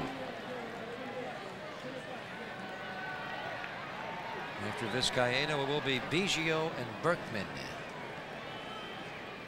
Mulder has kept the buzzing to a minimum tonight from the Bees. That's good. They can sting mightily. Vizcaino gets jammed. Tejada with a strong throw. One away here through 5 1/3. Mulder, the better of it. The pitch total's the key. Right? He's only at 68. Oswald's getting better as he goes. 5 walks notwithstanding. He's pitched decently, but eventually the pitch total will get him. Maybe get BB in the game. Who's BB? BB for the Astros. So say Barry Bonds is in New York tonight. They got so many Bs, they got a BB on the team. Oh, it's the Bat Boy. Speaking of the Bs, they have not stung much tonight. Used to be who Derek Bell was the 3rd B. Yeah. Operation Shutdown. Yeah. You shut it down. They brought Berkman. Berkman's the 3rd B. Well, this B is doing something a little different. This at bat, he's not swinging it. First time swung at the first 3, next time swung at the 2, and this time he's taken a couple, and now 3. Maybe that's how you get on against this guy. Don't swing, huh? Well, they're watching closely. That's one thing about interleague play. They really study the pitchers, trying to figure out how do you hit this guy. Well, I think they're also, in this case tonight, studying Miguel Tejada. Just they have to be impressed with his arm. The way he fields at shortstop and just threw out Vizcaino. Yeah, Biggio walks. Biggio's not a real patient hitter, but he gets on base here with a 1-out walk, and that'll bring on Berkman.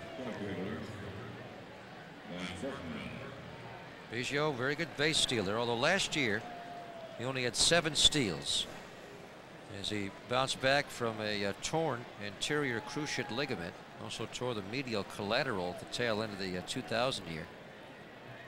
There's Berkman. Berkman has flied to right and struck out tonight. And Berkman thinking, well, he just walked Biggio on 4 fastballs, 4 pitches. He's going to throw me a fastball in the middle of the plate, and good thinking by Mulder, and then change speeds, maybe a splitter, change up something off speed, and got him swinging. Biggio inching away at first. Berkman a swing and a foul. Berkman really having a hard time against lefty pitching this year. Last year, Berkman had 34 homers. He had 32 of them against right-handed pitching. He had some year, though. 55 doubles last year.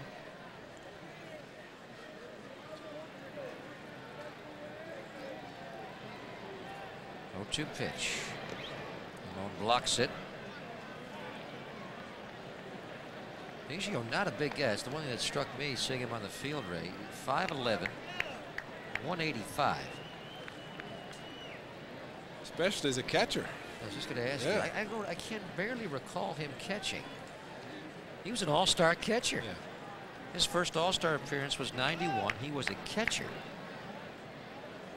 But unfortunately, with that size,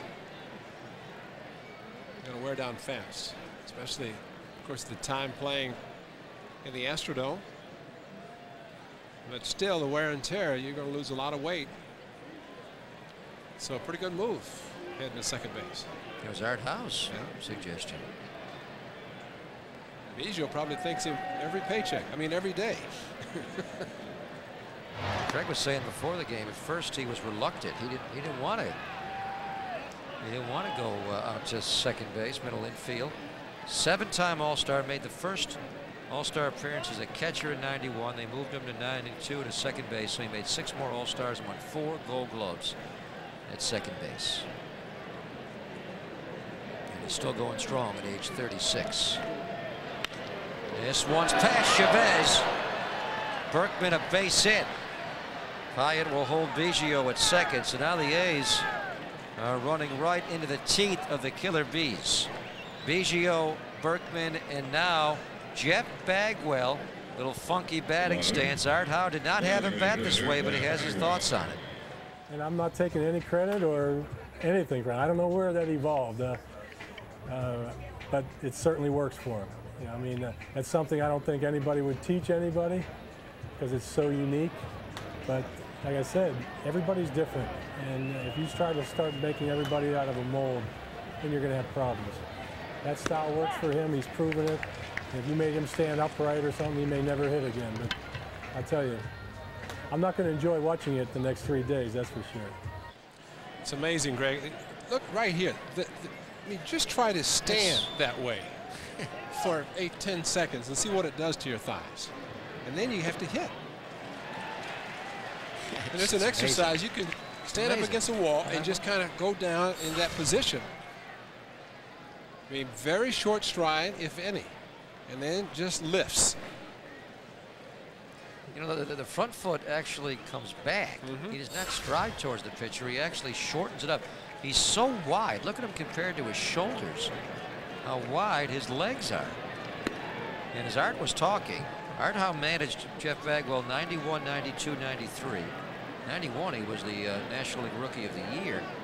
And then Art left. In 94, he went to this stance. This is the first time he used it. And he was the unanimous National League Most Valuable Player. He hit 39 homers, drove in 116 to lead the league, and he hit 368. So it certainly worked.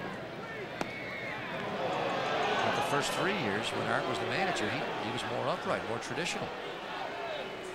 Count is 2-2. Fans maybe thought he got one. A little bit outside. At least that's what Ed Montague thought. Like to fool him and get a ground ball. Might be tough for him to do, though. Because with that swing, he's going to lift a few. He's got a kind of a Jim Thome uppercut swing. Totally different stance, though. Who was the hitter with the Red Sox? Phil Plantier. Plantier, yeah. This guy looks like he's going down into a squat. And he's been doing it since 94. Long time. Count is 3-2. It's full now. So Mulder getting into a little jam here against the Killer Bees of the Astros. Biggio a walk with 1 out. Berkman single to left. They're both on base, and now it's Bagwell. A's lead is just 3-1 here in the top of the 6th. First time tonight the Astros really threatening. And Bagwell hits one hard, but he hooked it too much foul. Runners retreat. Bagwell a good rip there.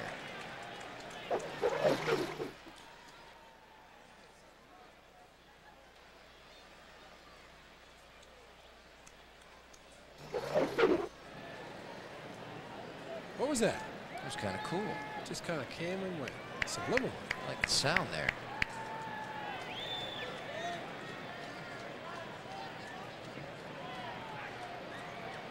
Three-two. Runners go. Throw. It's a strike at the plate. It's a double play. Bagwell's out. So's Biggio. The A's get them both. Strikeout on Bagwell, and Ramon throws to Chavez, who tags out Biggio to end the threat abruptly.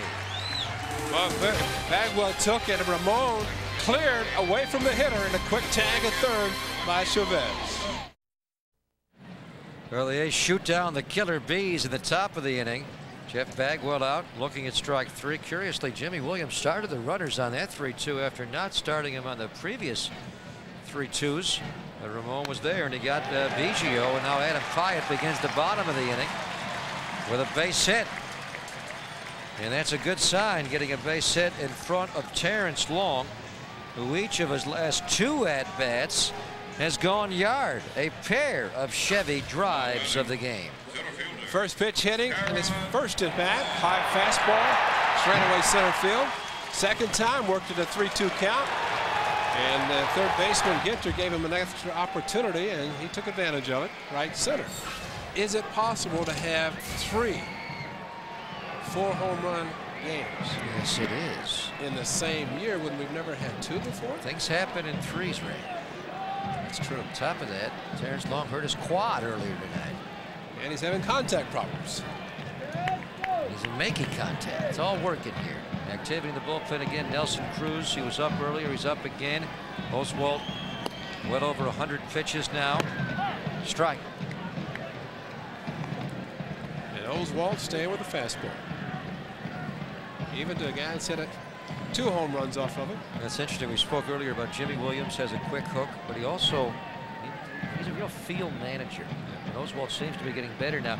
Even though Oswalt's given up 2 home runs to Terrence Long tonight, a lot of managers would not have this matchup occur a third time, especially with the pitch total up there. But Jimmy, there's no book on Jimmy Williams. He just watches the game and does something different, game to game. Why some players have a hard time playing for him, because he doesn't do things textbook where they can figure out the rules as easily. It's what the Red Sox players were always grumbling about. T. Long drives it again. This one didn't quite get it up. It'll be taken by Hidalgo. Terrence Long with a good pass at the ball, though. One away. Stayed the breaking ball that time and maybe hit it off the end of the bat. And they can send that bat to the Hall of Fame, because he's not going to need it anymore. It sounded like it cracked it. Oswalt did go to the breaking ball, and T. Long, definitely a good swing. And just a little bit off the end of the bat. Roy Oswalt working to Ramon Hernandez. Ramon singled on a curveball his first time up to left center, then flied out to right.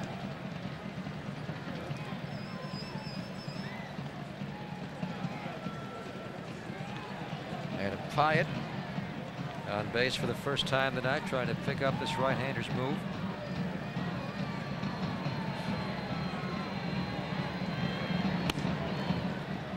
Pitch is up. It's the first at bat for Pyatt. Bases loaded, grounded out to end the first inning, but he did that yesterday and drove in a couple of runs against Mateo, and the A's scoring 4 in the 7th inning. Pyatt, who had been working the counts, but they're giving him some fastballs early in the counts, so he decided to swing, as he did in this at bat, getting the single.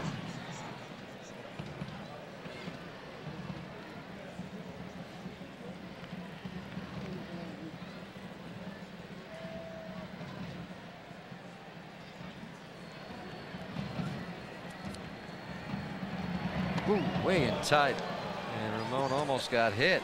He's already been hit enough tonight. He doesn't need to get hit at the plate.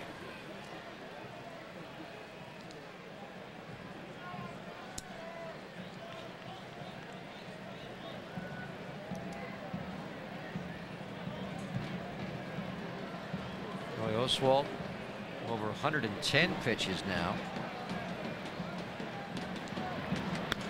Ramon fouls it out of play.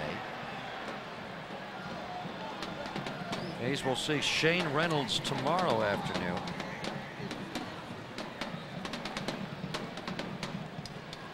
And then they'll wind up this series with a Sunday game. We'll have it for you here on Fox Sports Net. Tim Redding will go for the Astros.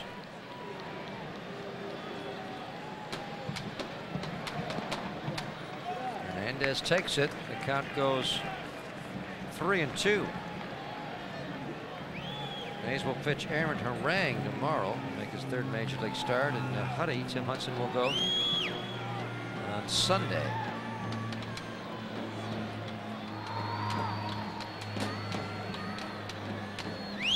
Two to Ramon. Adam Pyatt takes off on the pitch. Ramon's got a base hit, and on his way to third is Pyatt. Textbook there on the hit and run. Pyatt being held on by Vizcaino, a huge hole to shoot through, and Ramon found the spot. Ramon clean shaven, and it was Biggio covering on a 3-2, thinking maybe he'll strike him out, throw him out, but instead Ramon Hernandez taking that shot to right field, but as he says, he tries to pull everything. He just happens to be lucky when he hits the ball to right field. That was good luck. Biggio trying to deke Adam Pyatt as he got to second base, but didn't work.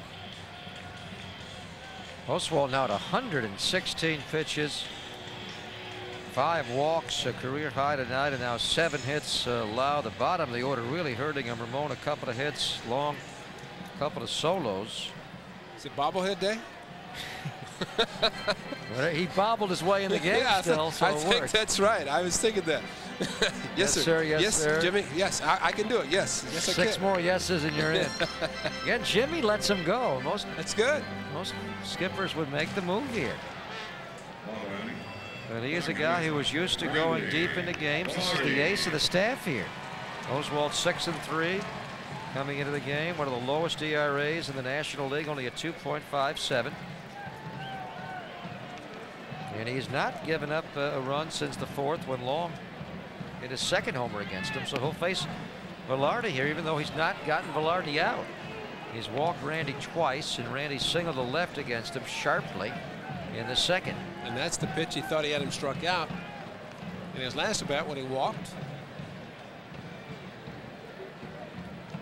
Field looking for a double play here. A 1 pitch. And Velarde takes it to right, drives it. Hidalgo will get back and make the catch. Pyatt will score from third standing. Randy Velarde, a good game. Couple of walks, a single, and now a sacrifice fly deep to right field. And that gives the A's a 3-run cushion, a 4-1 lead.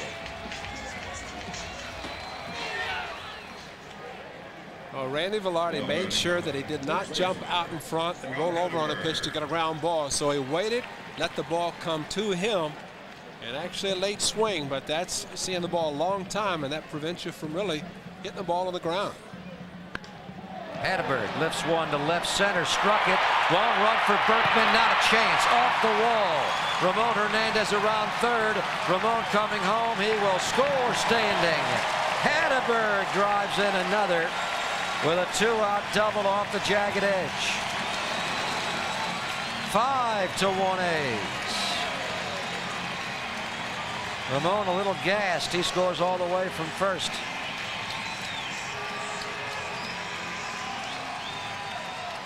And that will be all. And he gave him his opportunity, gave him his chance to get a double play or try to get out of the inning. Velarde drives him for a sac fly, and now Hatteberg drives him for a double and another run. 5-1, Oswalt's gone. The A's enjoy their first ever look at Roy Oswalt tonight, as he has his worst outing of the year. His shortest in one regard, his longest in the other. Too many pitches, too many walks, and not enough innings pitched for Oswalt. Gives up 5 so far, and he also leaves Hatteberg on base for Nelson Cruz. Ouch. 736. Opponents hitting almost 350 against him. 26 hits, 8 walks in 18 of the third. He had a very good year last year out of the bullpen for Larry Dierker. But he's a changeup pitcher. and his changeup has been getting crushed this year. He will face Miguel Tejada with Hatteberg at second. First pitch, he hits fair. Get to across the diamond, scoop by the first baseman Vizcaíno, and that will be the inning. So Cruz gets out of it quickly, but the A's tack on 2 more against Oswald and lead 5-1 after 6.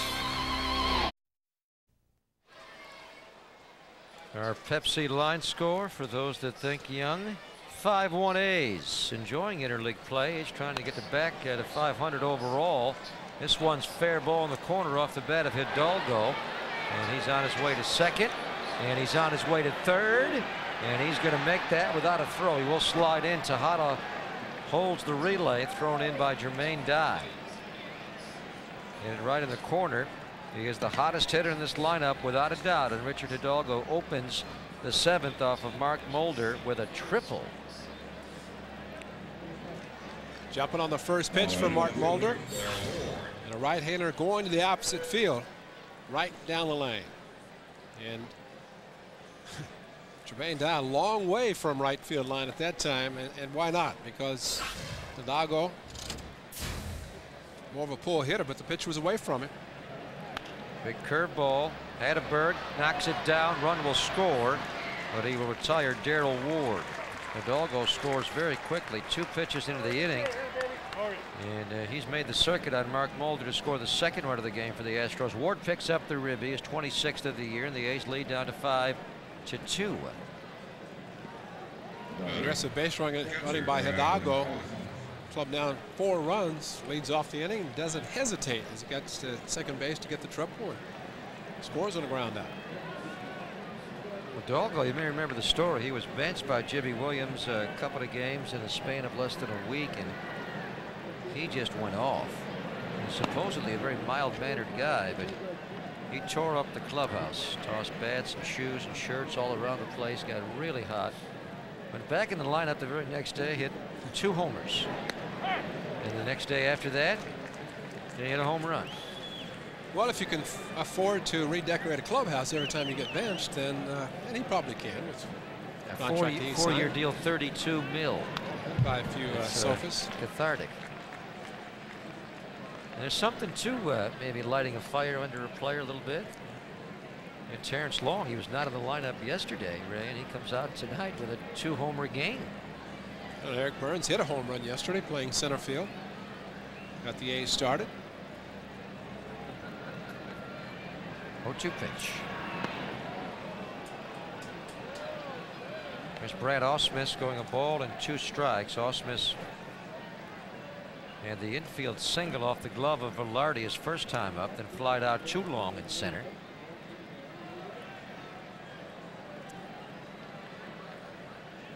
Smith out of a crouch stance himself. Takes strike 3 call. 2-away. More of a hunched over approach he has at the plate. And down in the lower part of the strike zone. He backed up actually, and it looked like the ball centered in the middle of the plate. And I don't know that he's happy where that pitch was called. Maybe he thought it was a little bit low. Mulder rolling some strikes. Almost had a perfect game last year against the Diamondbacks. Mulder's 6 strikeouts tonight. The big one was the one to Bagwell, looking to win the 6th. That coincided with Biggio running on the pitch, strike him out, throw him out, got the A's out of that inning quickly. How about Ichiro, his base running on the series here in Oakland? Left a little early on Jim Messier yesterday, huh? Yeah, he did a great job. Messier did. He really sold it with his fake to third. And Ichiro went on the first move, and they got it. And the run was not able to score from third. Ichiro ran into some outs on the series. Well, evidently they don't have that move in Japan. And you did not see it enough last year.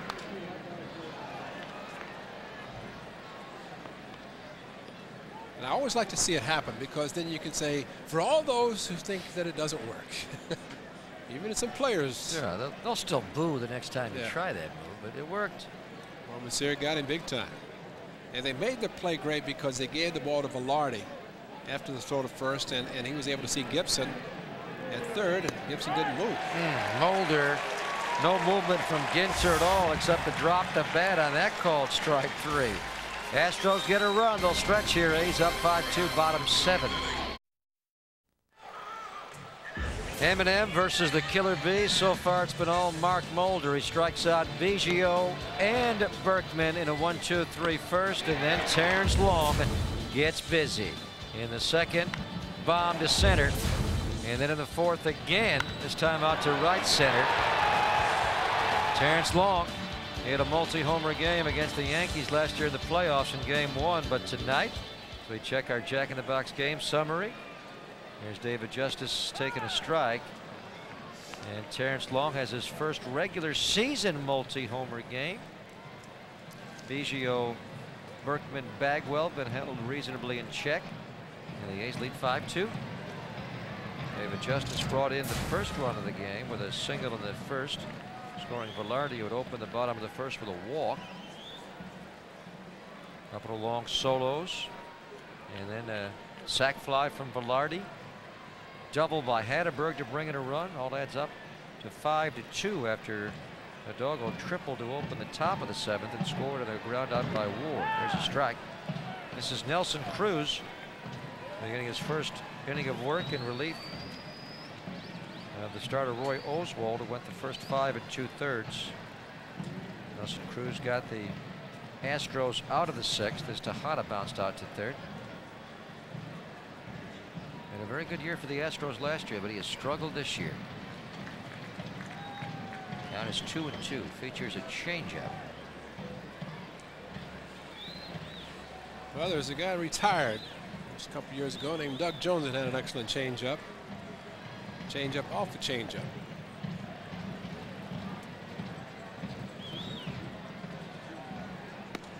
Still remember last summer going back to Cleveland, the 100th anniversary, and Doug Jones was there, and he was in better shape, retired, than he ever was as a player. He looked great. He looked great.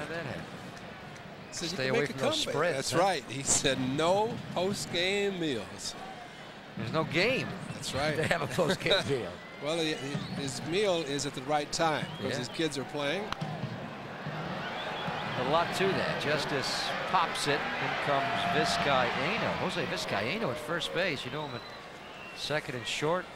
First start of the year at first base. So Justice retired. Tom Arnold and the boys, John Sally. Check out the lineup they've got tonight on the very best damn sports show, period. Buster Douglas will have his thoughts on knocking out Mike Tyson.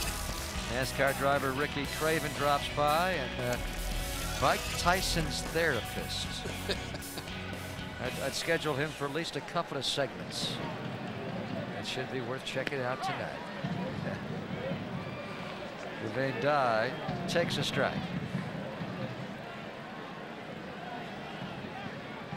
Mike Tyson's former therapist or his current therapist? He's probably got a whole stable. Former after, is it a he or she? I don't know. What is it, Sully? I don't. Sully doesn't know either. Huh? Be former after tonight, though, probably. Yeah.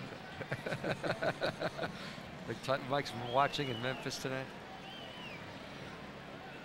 0 for 3, 3 strikeouts tonight for Jermaine.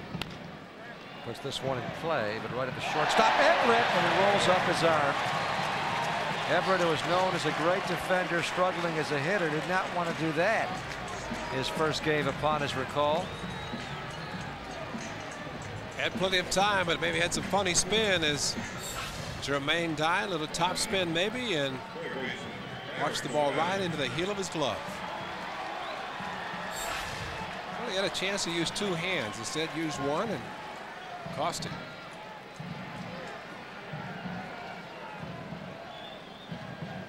Here's Chavez now. Adam Everett, like Jeff Bagwell, came up in the Red Sox chain, a round 1 draft pick. And then Adam Everett was traded for Carl Everett.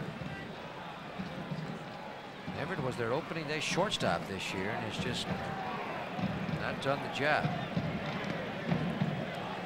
You He really had to bring that up about Bagwell and the Boston Red Sox, didn't he? Some point this weekend. Wow.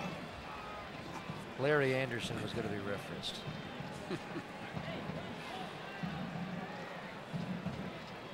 One of many like that, though, throughout baseball and the history of the game. The trades have been made, and Ernie Broglio, Lou Brock.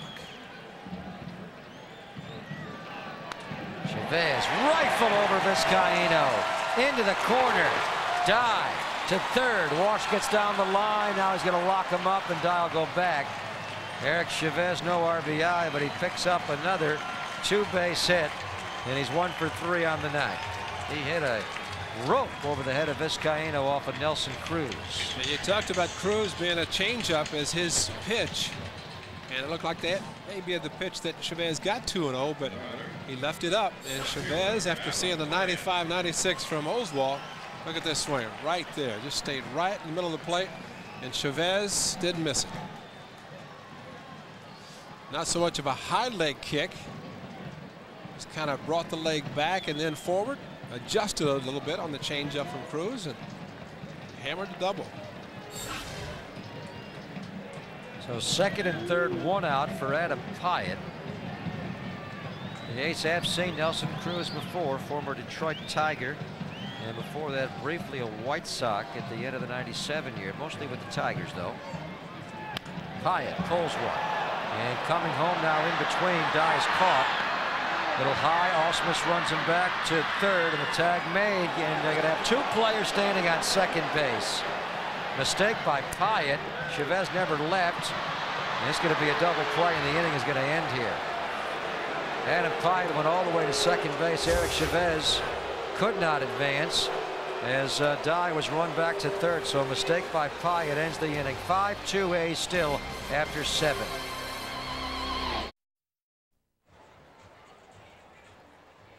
And our Subaru line scorer, Adam Pyatt, just ran into a head-on here. He'll hit the ball tight to third baseman Ginter. Dye gets off the line. And because Dye's coming back to third, Chavez has to stay at second. Pyatt just keeps right on running. Watch.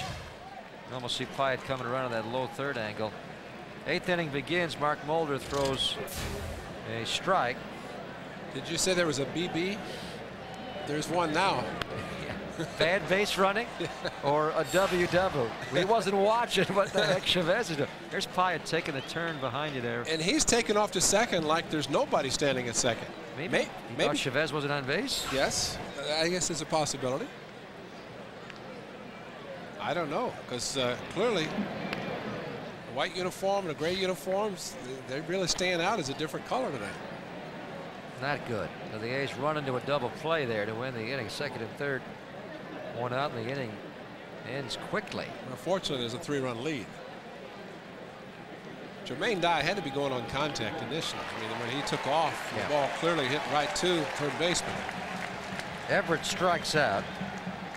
Everett has had a rough game himself. Had one sacrifice first time up, but then he struck out twice against Mulder and himself committed an error. Mulder pitching well, bullpen going, both right and left. Bradford. Couple of submariners and side armors going there. Bradford right side, Venafro left side. Here's Vizcaíno. Astros going through the order for a 4th time. Vizcaíno with the injury to Lugo leading off. Although Lugo's all right. He may in fact return for the game tomorrow. Looked pretty good during BP. He's got a little groin injury though. 0-1 pitch. It's going to be a base hit right center field. T. Long will try to backhand it. Hit his wrist, though, got behind him on the glove, and Vizcaíno will get second base. Actually overran it a bit. The ball came back and hit him in the wrist, rolled up his arms as he details for Jermaine Dye in right field. There we see it. Exactly what he said. Didn't roll up his arm, just hit the heel of his glove. We talk often about an infielder trying to backhand a ball and what happens. Tough to look the ball in the glove, and it is a 2-base hit. Vizcaíno 1 for 3 tonight. Well, it's a 3-run lead now, but this game can turn quickly. Mulder right at a little bit over 100 pitches in the game. And he's got to face the Bees. Biggio first, then Berkman, Bagwell. No, he's not. Doesn't look like it. Art Howe coming out, so. He wants the righty, huh? Yep. Probably just a one batter appearance for Bradford. You'd want the lefty back in to face Berkman. First visit. Rick Peterson has not been out this inning, of course. It just started. And we've seen him let pitchers stay a little longer. Art usually comes out for the ball, though. Mulder with a light moment here. And it's going to be, I want the righty submariner. I want Bradford. So Mulder at 101 will hand it off to the bullpen. And a good start for Mark, as that's now 3 in a row good ones for Mulder. 5-2 he leads. Top 8 has 1 out in the books. The All-Star Summer Edition. Lock up those brakes. We got a lot going on here on the Best Damn Sports Show period. Shaq, Barry, The Rock. There's a lot of hard-hitting action coming your way. Huge stars. Absolute insanity. June 24th through July 19th, the Best Damn Sports Show All-Star Summer Edition. Mark Mulder hands it over to the bullpen now. Mark leading by a score of 5-2. Chad Bradford makes his 26th appearance of the year. He'll be facing Craig Biggio here. Did you notice Art Howe when he called for Bradford? I did. You know, normally for righty lefty, they just go up over the top. He actually threw the sinker down below. He's good. Because he knows, Art knows, that Bradford can't throw up over the top, so he just wants to make sure that he's bringing him in to continue to throw from down under. Mate throwing down under. Here's Biggio. Biggio last time up walked after striking out and grounding out. And he gets hit. He gets hit a lot. That's the 12th time he's been hit this year. And you see by the way he reacted there, he does not mind getting hit. Now the bases are getting a little crowded. First and second. Berkman is the tying run, and you cannot have a right-hander pitch to Berkman with his power. And that means Billy Koch will be coming in to face Bagwell, Yes. unless there's a double play with Venafro. Venafro's up in the bullpen along with Koch, the A's closer, not Messier, but Koch. So Bradford throws one pitch, and he hits the guy that has been hit the third most in the history of the game. Only Don Baylor and Ron Hunt, the ultimate clay pigeons, hit more than Biggio. Venafro is going to come in to pitch to Berkman. Berkman all of a sudden is the tying run. Now Mark Mulder throws 101 pitches tonight, and then Chad Bradford comes in and throws 1 and hits Craig Biggio. And Art Howe will use now his 3rd pitcher of the inning, lefty Mike Venafro. Like Bradford, he's had an outstanding year, and you've got to have a lefty in to face Lance Berkman. Berkman really has struggled against lefty pitching this year with his batting average. He does not have the same power on this side of the plate, but he's a threat. He's the tying run right now. Vizcaino at second base, Biggio at first, 1 out. A's lead 5-2. Berkman the batter here in the top of the 8th. On deck is Bagwell.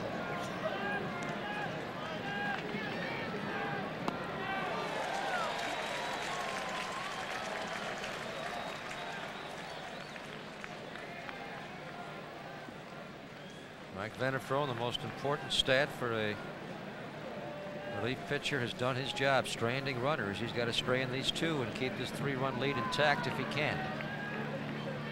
0-1 pitch. Way in tight to Lance Berkman, who has 19 homers and 51 RBIs. See, that same pitch would have hit Biggio. You're right. He would have insisted upon it. He'd have turned into it instead of turning away. Of course, it's different. Berkman with the 19 home runs, he's up to drive in the runs instead of trying to set the table.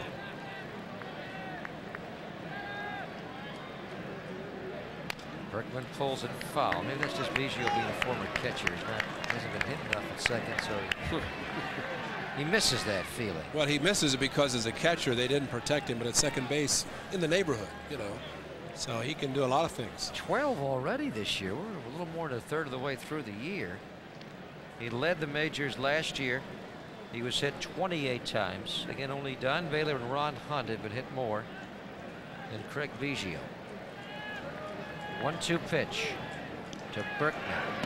And he takes it. Missed. Close. Crowd reacting. Ed Montague says not quite. 2-2. Look at Berkman, how much, look, watch him open up. He is thinking fastball in, gets it, but actually a pretty good pitch. It's off the plate, trying to get him to chase a bad one.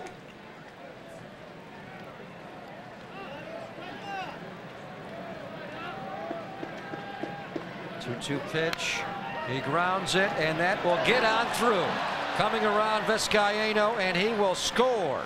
To third goes Biggio. Lance Berkman picks up RBI number 52. Jose Cruz saying just one out here. And the batter's going to be Jeff Bagwell. Let's see what Art Howe does. You would think he'd bring in Koch now to face the right-hander, and that's exactly what he's going to do. He's going to his closer right now here in the 8th inning. So Bradford and now Venafro unable to get it out. So Art Howe, in theory, now is asking Billy Koch to get 5 outs to save this game. There's only 1 out in the 8th. Koch in to face Bagwell. This thing's getting a little hairy.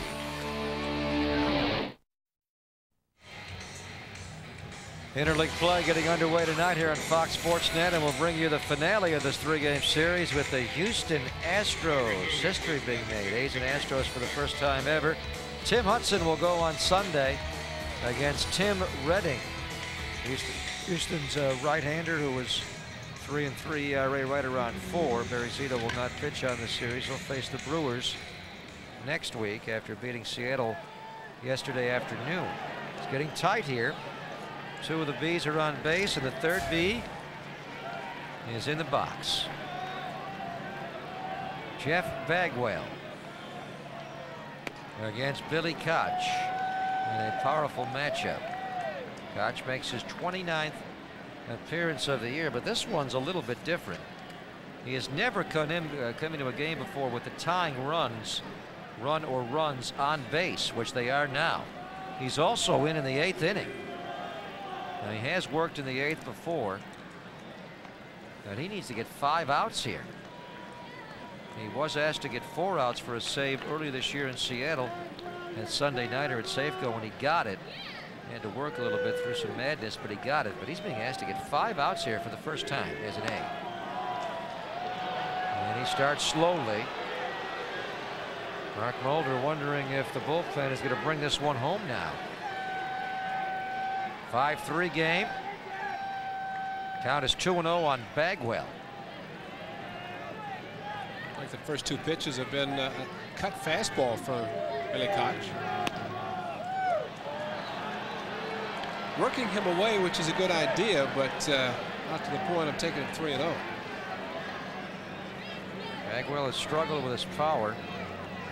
The last 6 years, he has been one of the best in baseball. 30 to 100 at least every year. 3-0 pitch. That's a strike. Bagwell was heading to first. Montague said, not so fast. And with his crouch, it really shortens the strike zone. But on the 3-0, there's your letter high. New strike zone. He was ripping away there. That's pure heat. Billy Koch against Jeff Bagwell. Well, really the same location that he just called on the 3-0, and then swung right through the 3-1. Runner at first base is Berkman. 3-2 pitch, and Koch seeing that Berkman's going to break early. Now, Bagwell walks a lot, but he also strikes out a lot. Berkman getting the sign from Gene Lamont at third in the third base box. Do you want me running here? Berkman has decent speed as a center fielder. He's not going, and that strike three called. Bagwell's out. 2 away.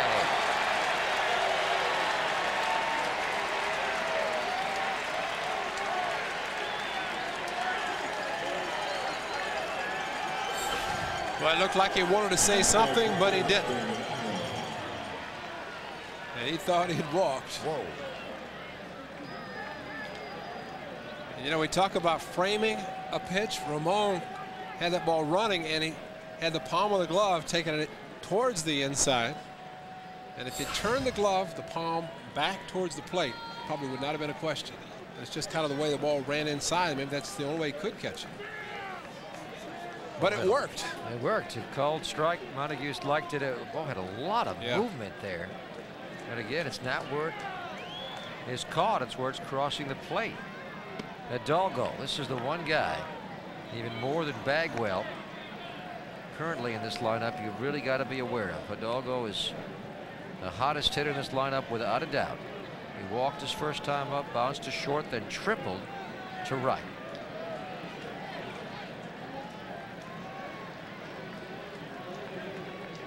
No pitch.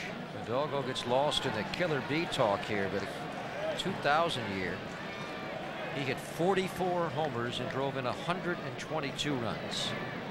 Hit .314, got a huge contract, and then last year it all slid back, but he's building it back up in 2002. 2-0 pitch. There's a strike. 96 miles per hour. Just getting loose. We got 2 of the hardest throwers in captivity in the stadium tonight. Biggio at third and Berkman at first still. Billy Wagner, wait till you see that guy. If he gets in sometime this weekend, their closer throws 100 easy. Missed. 3-1.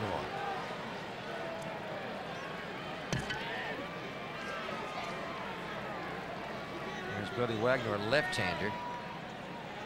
The other night in Houston, he hit triple digits 5 times in the span of 11 pitches. 3-1 pitch. Hidalgo fouls it. Well, the count goes full now, which will get Berkman on the run off of first base. Everybody up here, a good number of them are up.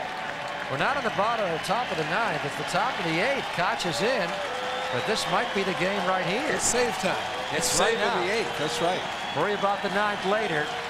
This is the critical juncture of the game here. Tying runs on base. Berkman takes off. Ball 4. Koch just missed. Walks Hidalgo to load him up for Darrell Ward. And that's how Hidalgo's going, because that was a pretty tough pitch to take. Darrell Ward's had some big moments this year. April the 7th, bottom of the 12th, hits the pole to beat Tony La Russa's Cardinals on a Sunday afternoon with the raindrops falling at then known as Astros Field. And it's only Ward, one of 2 home runs he has hit this year. Rick Peterson comes out for a quick strategy session with Koch. Darrell Ward, they thought they'd give him more playing time. He would hit a lot of homers this year. The last 2 years, he got 630 at-bats worth, roughly a full year. And he hit 37 homers and drove in 116 runs. Actually, the last 3 years when you add up those ABs. Getting his first time to play as an everyday player out in left. Hitting for a high average. And he also has a team-high 19 doubles. Good hitter. In fact, he is the son of Gary Ward. Pretty good hitter. And the guy knows a lot about hitting. Takes ball 1.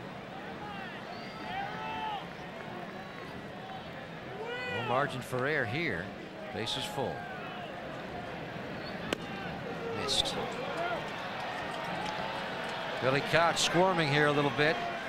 Goes 2-0. And he does not seem to be throwing his fastball. It's again more of a cutter or Looks like maybe a slider.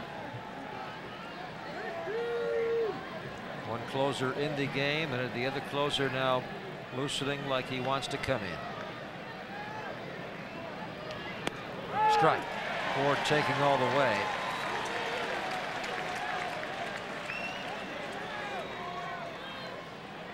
The Astros have scored one time here in the 8th.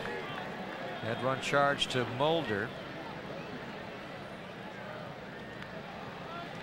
Bullpen has had a hard time. 2-1 pitch. Ward fouls back at 96 miles per hour. Went from 92 to 96 in back-to-back pitches. Consistency again.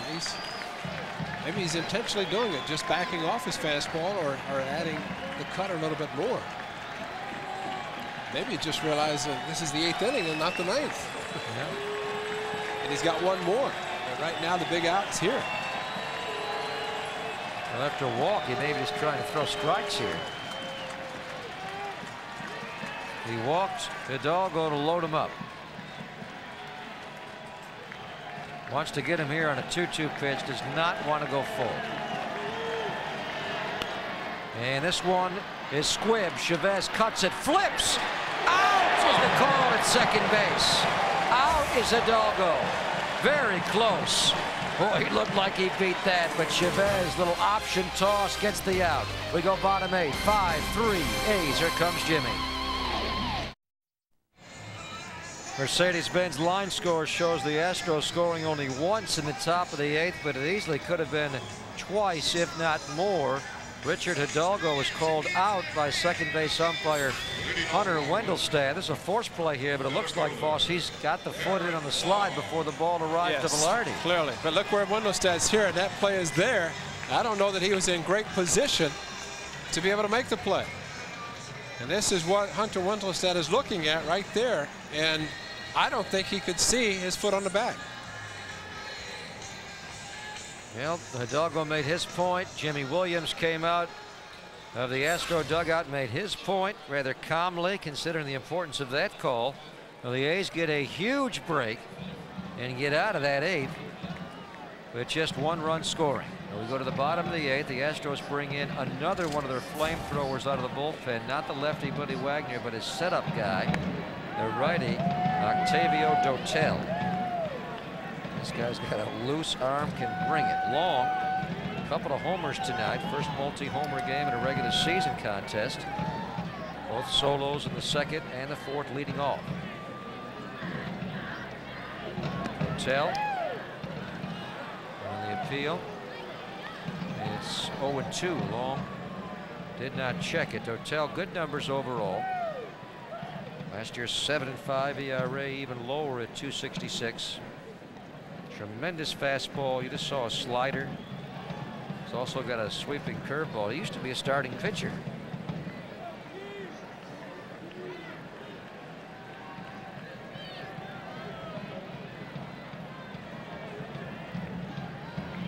Throws hard. 95 with movement. Strikes out long. Terrence will look at him like, whoa. 1 away.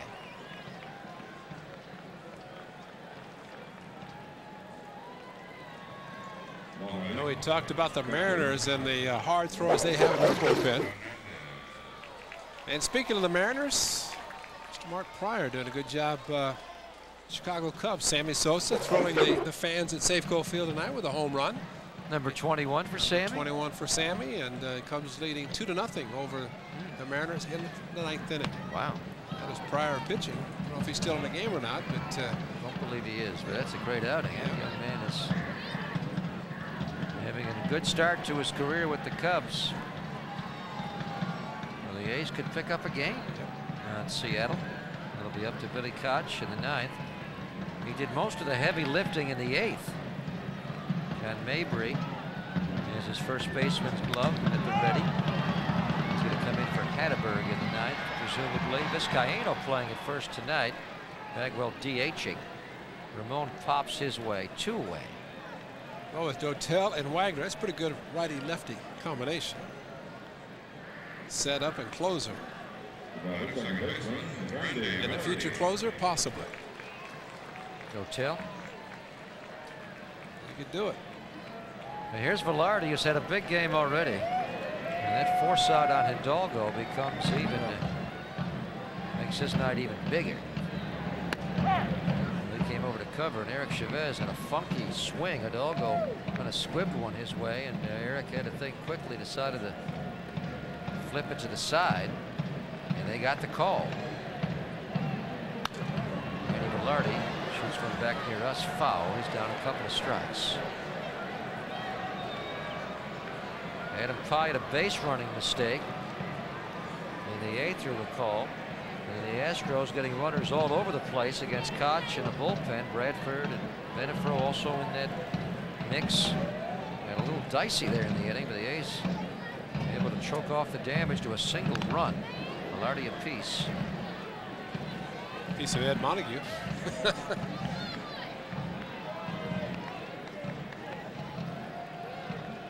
Well, fortunately, he didn't turn his head.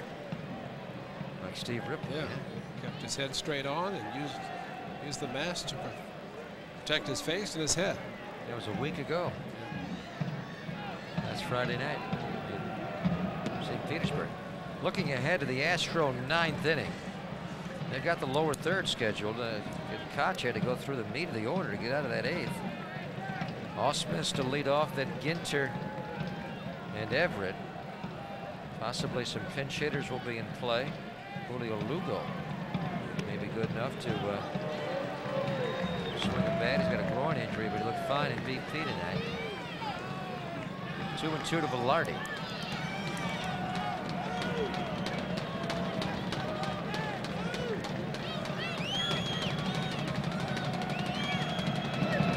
Oh, Randy gets drilled. Just drilled by a 94-mile-an-hour runaway fastball. He got the same hand.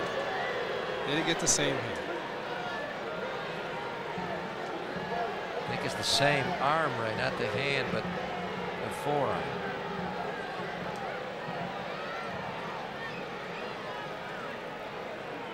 It is the left. He's in a lot of pain.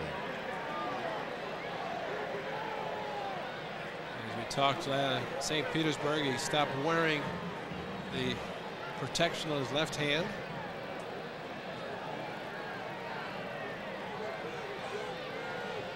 That is. That's where he's pointing. Same place. He just pointed the same, right on his head. He just pointed Larry Davis right above his left hand. Thought he got it a little higher up on the arm, maybe the forearm. Is that unreal? It's the left hand. He pulls it back. They got it exactly in the same spot. You're right. Because he pulled in like that, it hit the hand. Watch the left hand, the lower hand. Oh, my goodness.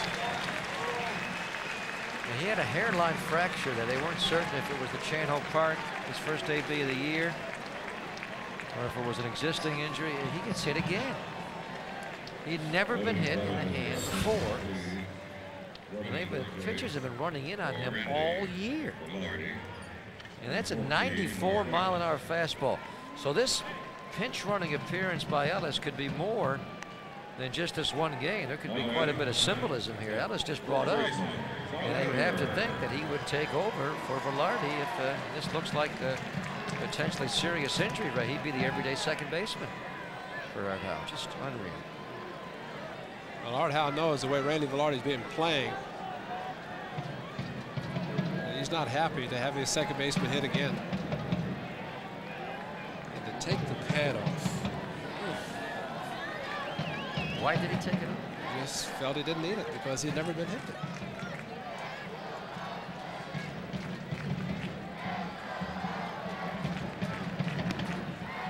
Randy last week when the A's were in Florida said that this is definitely going to be his last year. He's going to retire at the end of the year. We'll have to go through that, wouldn't you? Well, that's just unreal. I mean, the injuries he's had throughout his career. And it come so close last year to getting his first ring. He wouldn't be playing this year if it happened then. I believe strongly that the way he said that would have been it. As a member of the Yankees, but it didn't happen.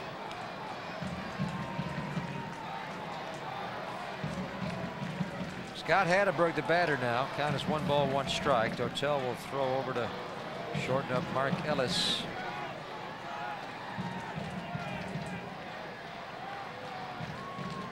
Hatteberg doubled off the jagged edge off of starter Roy Oswald to make it 5-1. Looked like that was the game. A's had a huge lead. Astros got a single run in the 7th, 5-2. A's a base running gaff in the bottom of the inning, and then in the 8th, the Astros scratch across a run, and could have been more. They got the benefit of the A's did a call at second base. Hatteberg fouls it on a play. Count 2-2 still. That Seattle game is now finished. They have lost. The Cubbies beat them. So the A's have a chance to pick up a full game. If they can win here, they'll get within 7, and the A's will get back to 500, where they have not been since the 11th of May.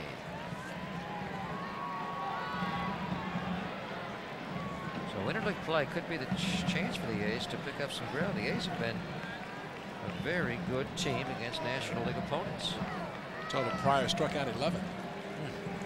That's doing something against that lineup. What do you have, 10 his first start? I believe he did. He had 10. He's pretty smooth. Fred McGriff hit a home run for the Cubs in that game.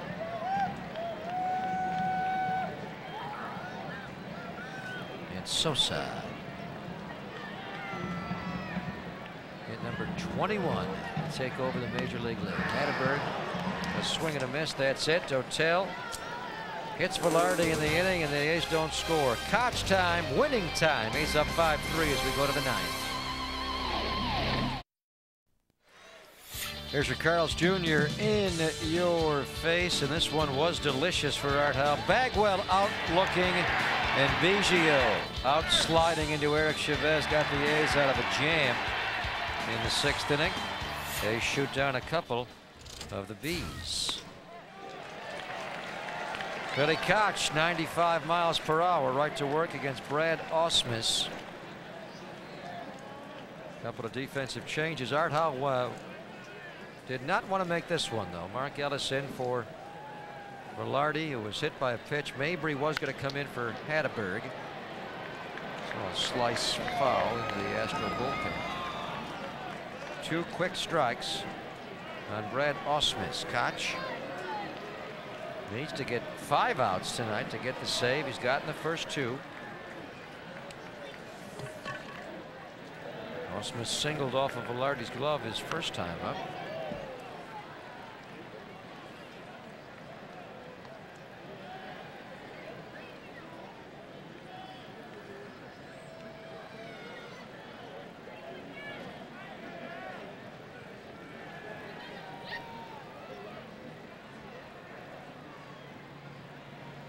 Ausmus leading off here in the 9th. They're going to send up Orlando Merced as a pinch hitter for Ginter. Well, Ausmus is out. Big out number 1 for Billy Koch here in the 9th.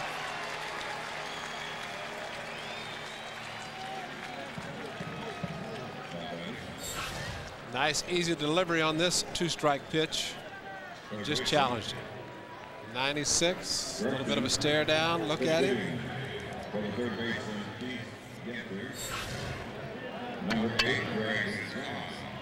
Well, they've changed. Merced may be batting for Everett, but Greg Zahn has moved quickly into the batter's box. He is going to bat. Maybe wanting Zahn to try to get on base, and then Merced. They want Merced to be the tying run. There is Merced. It's an excellent job pinch hitting for the Astros. So Greg Zahn, the backup catcher to Ausmus, is the choice. Zahn is a switch hitter. It's much better against right-handers. Signed as a free agent. He was a Royal the last couple of years. Before that, a Ranger, a Marlin, and broke into the major leagues with the Orioles.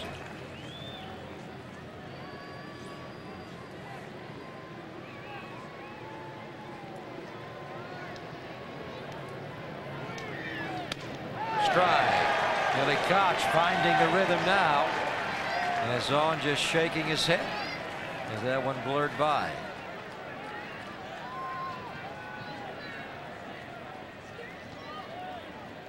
Jimmy Williams going to send up back-to-back switch hitters against Koch. Zahn and then Merced or Ginter and Everett.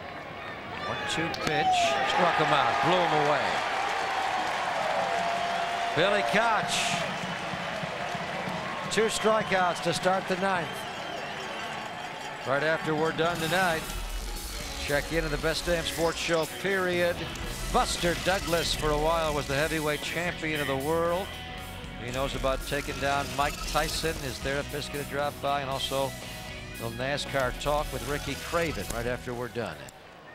Orlando Merced now, one of the better pinch hitters in all of baseball.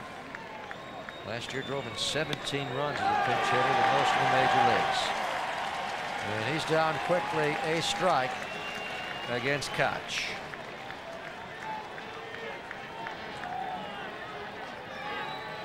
Orlando Merced was an everyday player for a long, long time with the Pirates and a pretty good hitter. And later in his career, coming in off the bench, but he's down quickly, a couple of strikes. They're up here in Oakland now. This would be a pretty impressive save for Billy Koch. If he gets this last strike, this last out, it'll be a 5-out save. Nothing cheap about this one. This on the degree of difficulty, Ray. This is almost a Raleigh Fingers type save. And he got it, striking out the side in the 9th. What a job by Billy Koch. He struck out Bagwell. He got a big call to get Ward out on the force at second base, Fosse, and then pure power to blow away the bottom of the order and a couple of pinch hitters here in the 9th.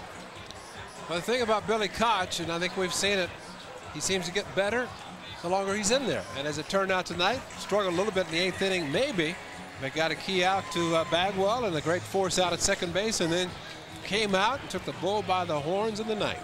So the A's pick up a full game on the Mariners. Mariners blanked by the Cubbies. T-Long couple of homers. Mulder the win. Koch the save as the A's beat the Astros 5-3.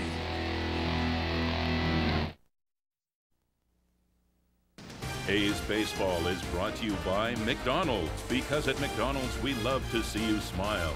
By Pepsi, the joy of Pepsi. By Volvo, Volvo for life. By AT&T Broadband, cable television, internet, and local phone service. For more information, call 1-800-945-2288. And by Taco Bell. For a tasty deal, think outside the bun.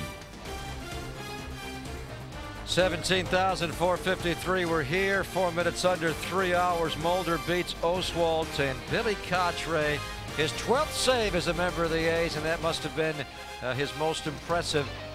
Certainly as a member of the A's, he had to get 5 outs to get it. So the A's win it 5-3. Stick around.